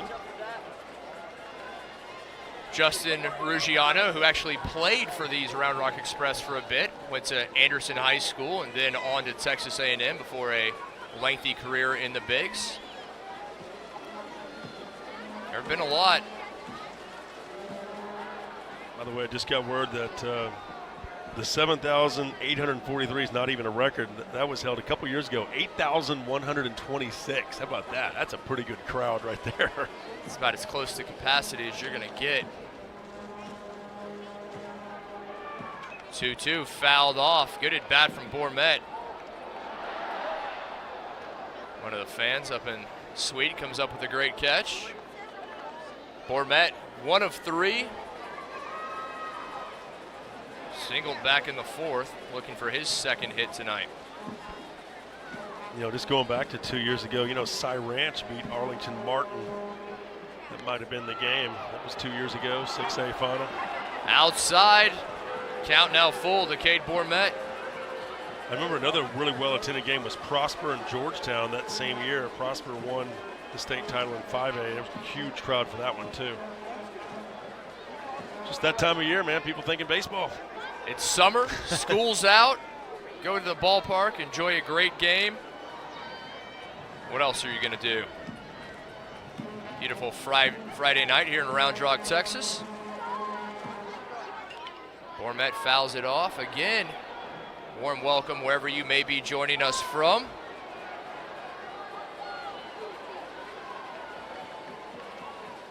Fourth and final game of the day.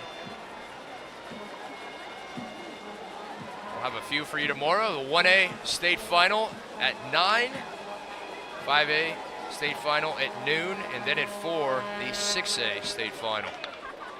To left field. Good catch. DeLulo able to backtrack and makes it at the warning track to end the inning. Another Rattler run comes across. Now 7-1 Reagan. Round Rock up to bat in the bottom of the 6th, down to their final 6 outs.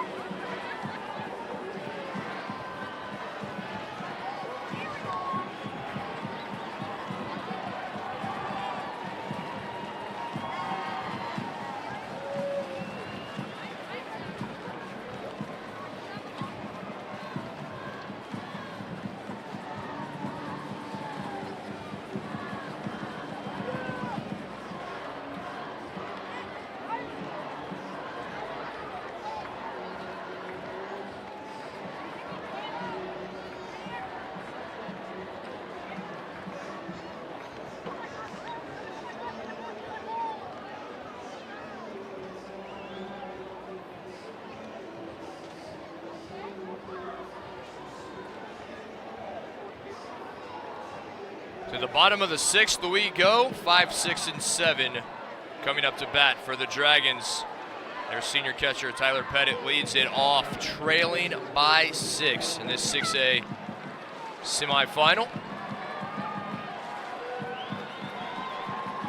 Round Rock, their lone run came across in the bottom of the 3rd. They've got to figure out a way to get the bats in gear. Pettit 0 of 2. Waits the initial offering from Hoggett.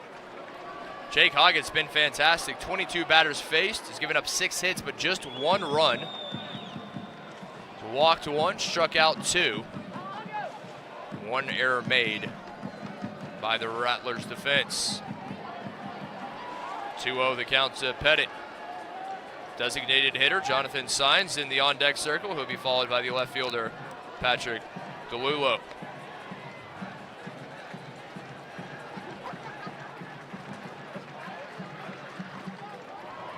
Catches the corner, strike 1.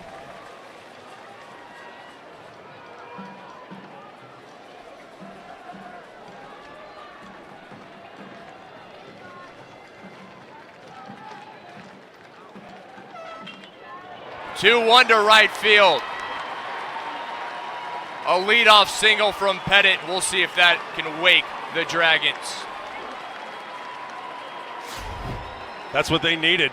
Get the man on base. Courtesy runner coming out. Hit that ball where it was pitched to right field. Good speed over to first. Nicely done. Out hit 9-7. Trails 7-1.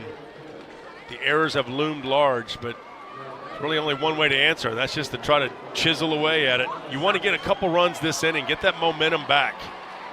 You want to keep it as close as you possibly can going into the 7th. Jared Kivett will be the courtesy runner for the catcher Pettit at first. And the designated hitter, the number 6 hitter in the Dragons lineup, Jonathan Saenz at the plate. Saenz, 1 of 2, singled his last at bat.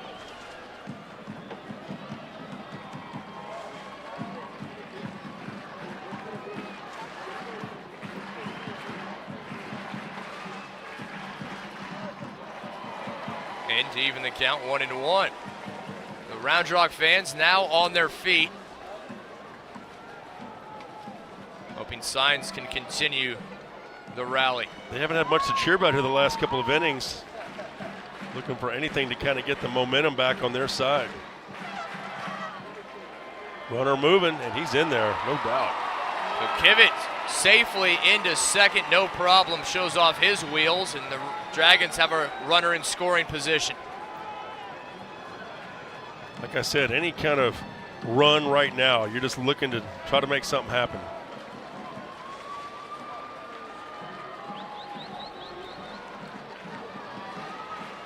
Saenz awaiting the 2-1. Saenz over to third, gloved by Hilton. Brown stares down the runner. They will have a run down. The throw, Kivett tagged out. Able to take down the leadoff runner for the first out.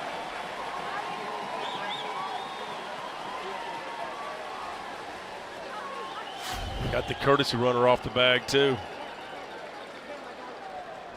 Well done. And I ran him back.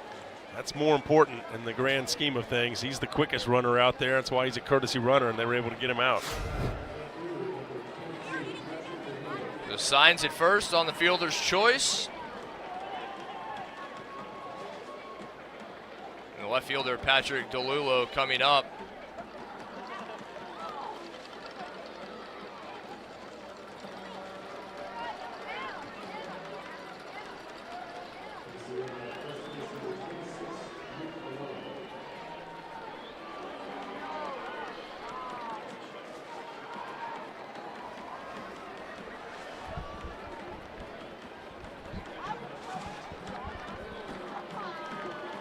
DeLulo at the plate. 1 of 2, singled his last time up, takes first pitch for strike 1.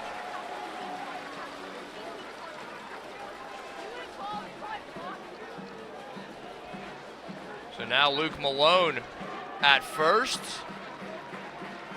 in the place of Saenz.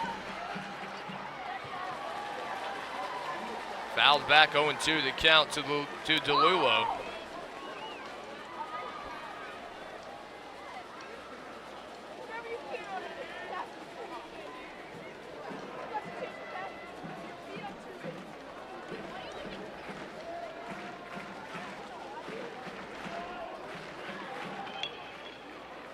Fouls it off.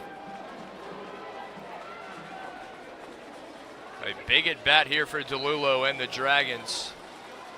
Every out counts when you're down to your final 5, trailing by 6.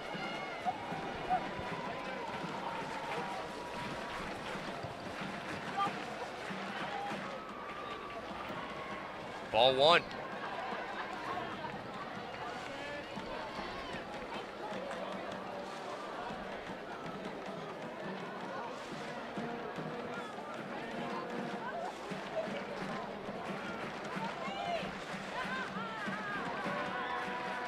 One, two. DeLulo goes down for the second out.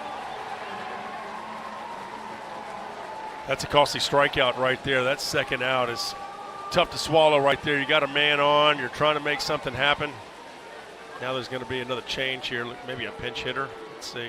I believe it'll be Kyle Hawkins, number 28, coming to bat. The junior, listed as an outfielder, will bat in place of Michael Herring. Hawkins batting .298 on the year, will bat in the 8-hole.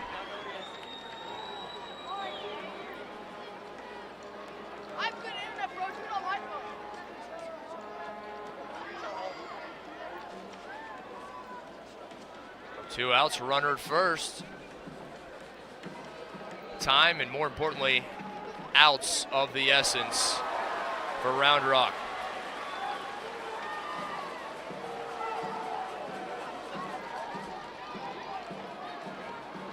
Pivotal part of the game here. If you're Round Rock, you know that you're down to 4.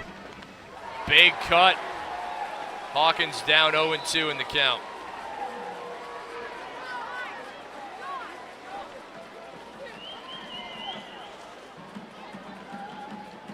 Malone at first.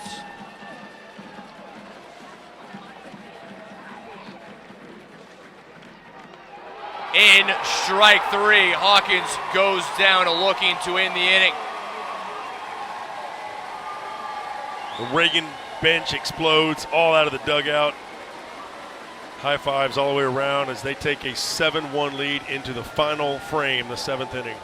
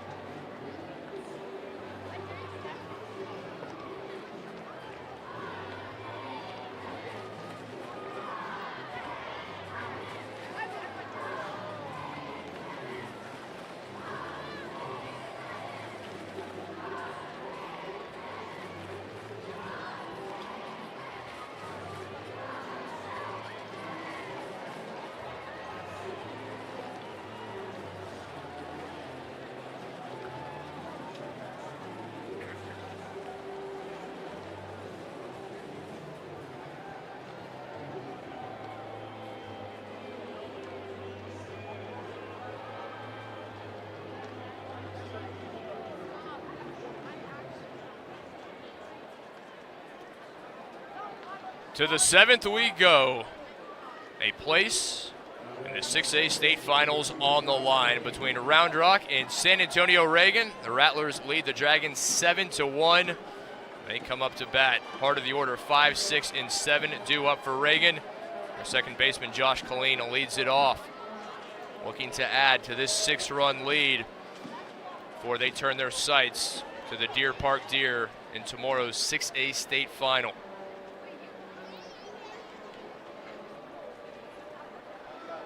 Reagan, their second appearance here at state. They lost in the 5A final back in their first trip in 2014. Went down to Flower Mound 10-1.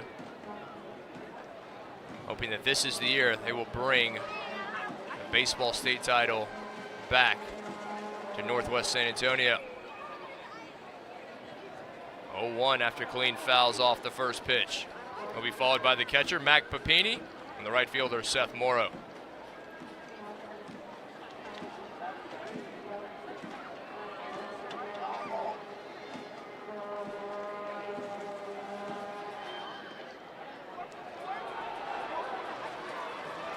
Trying to paint that corner there.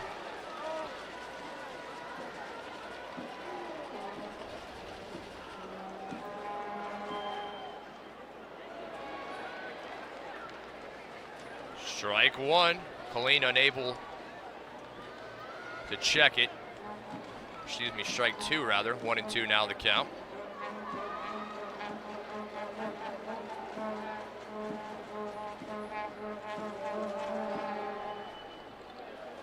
Bounced in, count evens, 2-2 to Killeen.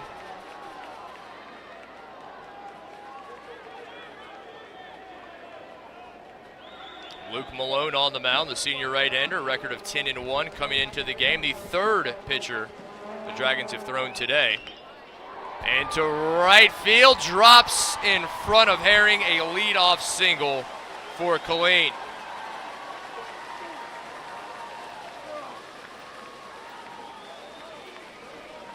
Reagan, a good start. If they can add to this 6-run lead, they have a few of the Dragon fans heading for the exits here at Dell Diamond. Their catcher, Mac Papini, to the plate. Republic of Texas weekend here in Austin. Hear a lot of motorcycles cruising around. Rot rally. It's that weekend. You got it. Rot row.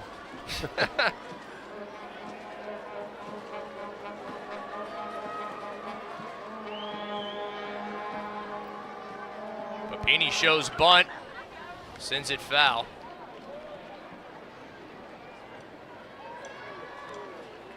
Papini looking for his first hit in 2 at-bats. We've already crowned some champions. Munster beat Big Sandy. Central Heights defeating Wall. That was in 3A. Central Heights looked really good, didn't they? The throw over to second, now to first. Not in time. Couldn't get the double play, but able to take down the leadoff runner for the first out. Of course, Wiley beat Waco Robinson. Those are the teams that have been crowned champs. We'll crown 3 more tomorrow. Abbott's going to play Fayetteville at 9 a.m. We've got PNG and Grapevine at noon for the 5A title, and then the winner of this game will play Deer Park at 4 p.m. in the 6A championship. Another full day to wrap up the 2017 UIL Baseball State Championships. Invite you to join us for all of those games tomorrow. Then turn our sights to 2018.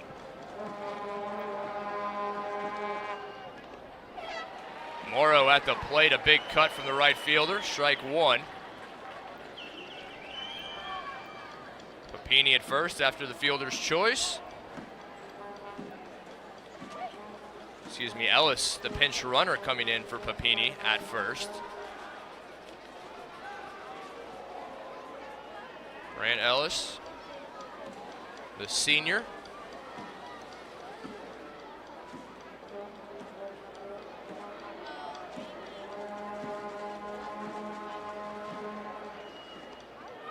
Morrow takes the count now, 0-2. John Carter mentioned this earlier, the Round Rock Dragons head coach, went to Texas Tech, but he is also the executive director of the Texas High School Baseball Coaches Association. They always put together a nice little all-star game a little later on in the summer. Right after this, in fact. Keep the Dell Diamond crew busy. That's it, no rest.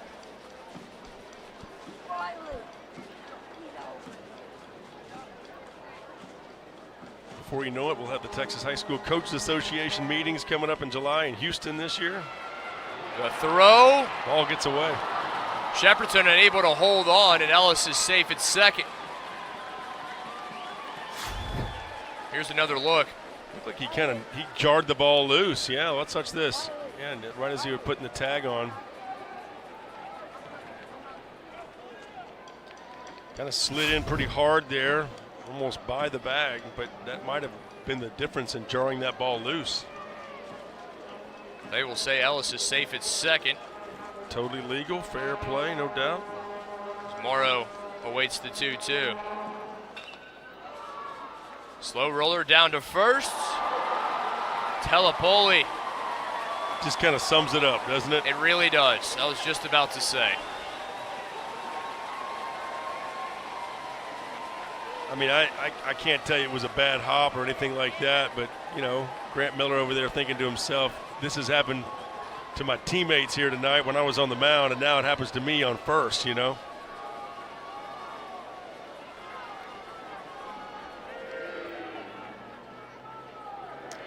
It's the 4th error on Round Rock. Brings up the number 8 hitter, Cal Martin. Actually, they're going to have a pinch hitter for Martin.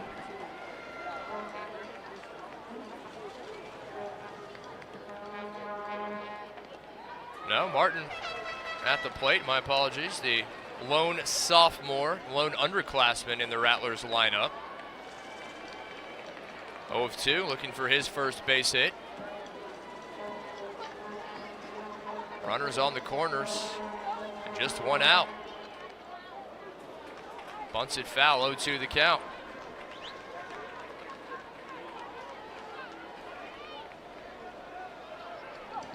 There's something different about this Reagan team this year, wouldn't you say, Kit?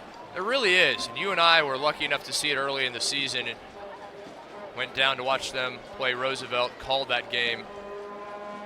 And there was just something about them. The throw to third, a run down, coming back, tag applied. And Grant Ellis down for the second out.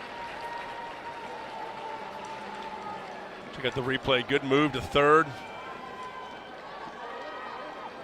Runner doing the best he could to make sure that he at least gets his man from first to second. You got to stay in that rundown long enough to move the man over. Ellis able to do that. So you don't totally get yelled at when you get back to the bench. Martin underneath it to right field. Herring in to make the catch to end the inning. And now the Dragons with their backs against the wall coming up to bat in the bottom of the 7th. It'll be 9-1-2 due up for Round Rock. 3 outs. They need 6 runs.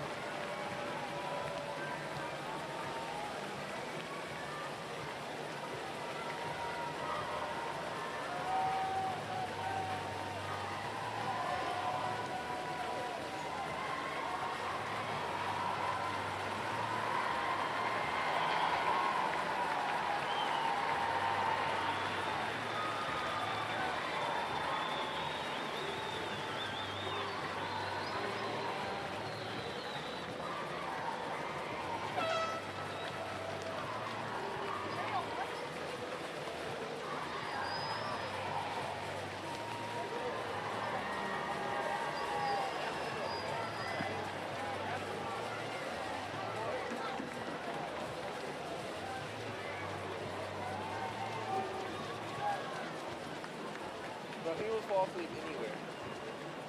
He'll fall asleep anywhere. Anywhere. One time we were on the bus and he was asleep. We were pouring water all over, putting towels on his head. He would not wake up.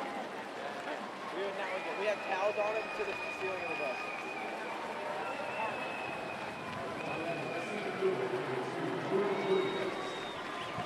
Bottom of the 7th. Last chance for the Round Rock Dragons. Bottom of the order, center fielder Jordan Williams leads it off.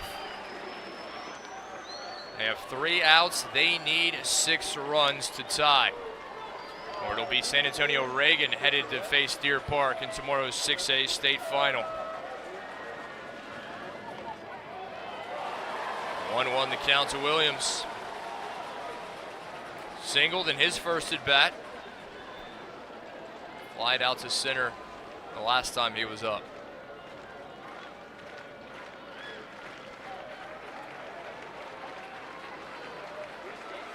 Dalton Watts, second baseman, in the on-deck circle, representing the top of the order for the Dragons.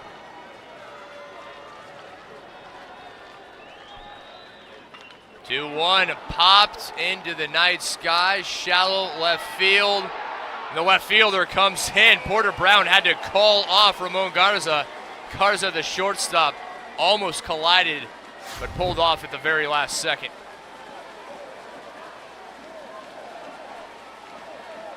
Great look there. Porter Brown able to make the catch, and now Round Rock down to their final 2 outs.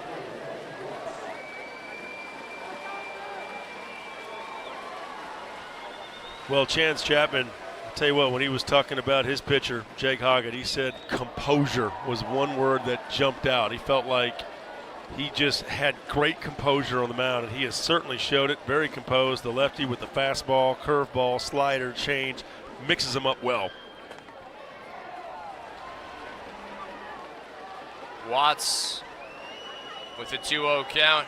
Coach Chapman sung the praises of Hoggett, the senior. Only a 5-1 record, but he said he came on in the playoffs, doesn't shy away from the big games in the spotlight. He wanted to be on the mound for this state semifinal, and, well, you can certainly see why.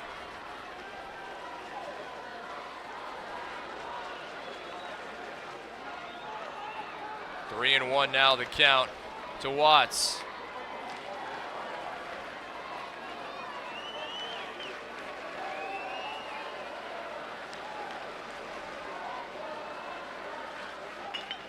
Over to short. Garza bobbles it, comes up throwing, and makes the throw to Martin in time. Roundrock down to their final out. And speaking of composure, how about that? Just stayed with it, over at short, bounce, no problem, pick it up, throw it to first.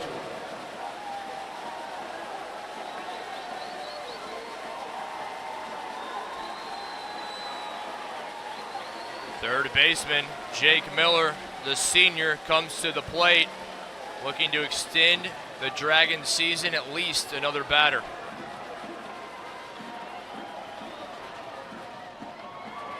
In for strike one.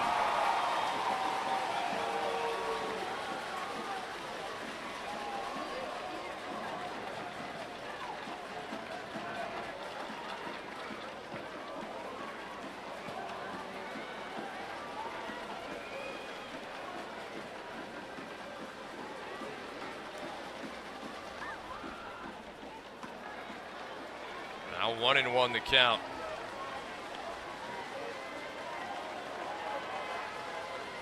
Hoggett has given up 7 hits, but just a single run. The Dragons were able to plate it back in the third. They have not made an error. And now down to their final strike.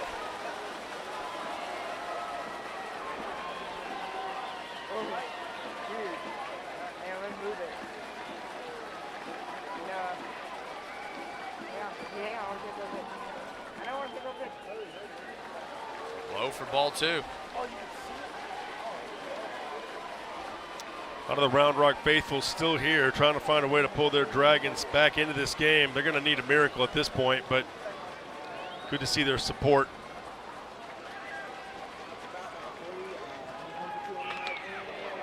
Over the head of the third baseman. Hilton Brown unable to climb the ladder. Jake Miller looking to start the 2-out rally.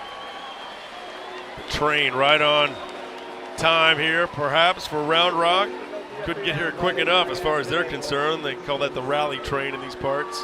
Kind of fitting that a team from Round Rock will be up to bat, but they've got their work cut out for them down 7-1. But stranger things have happened.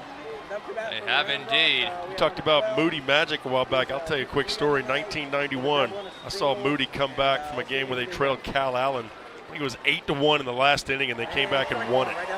So stranger things have happened. Aiden Shepardson, the senior shortstop, the offensive leader, says Coach Carter at the plate.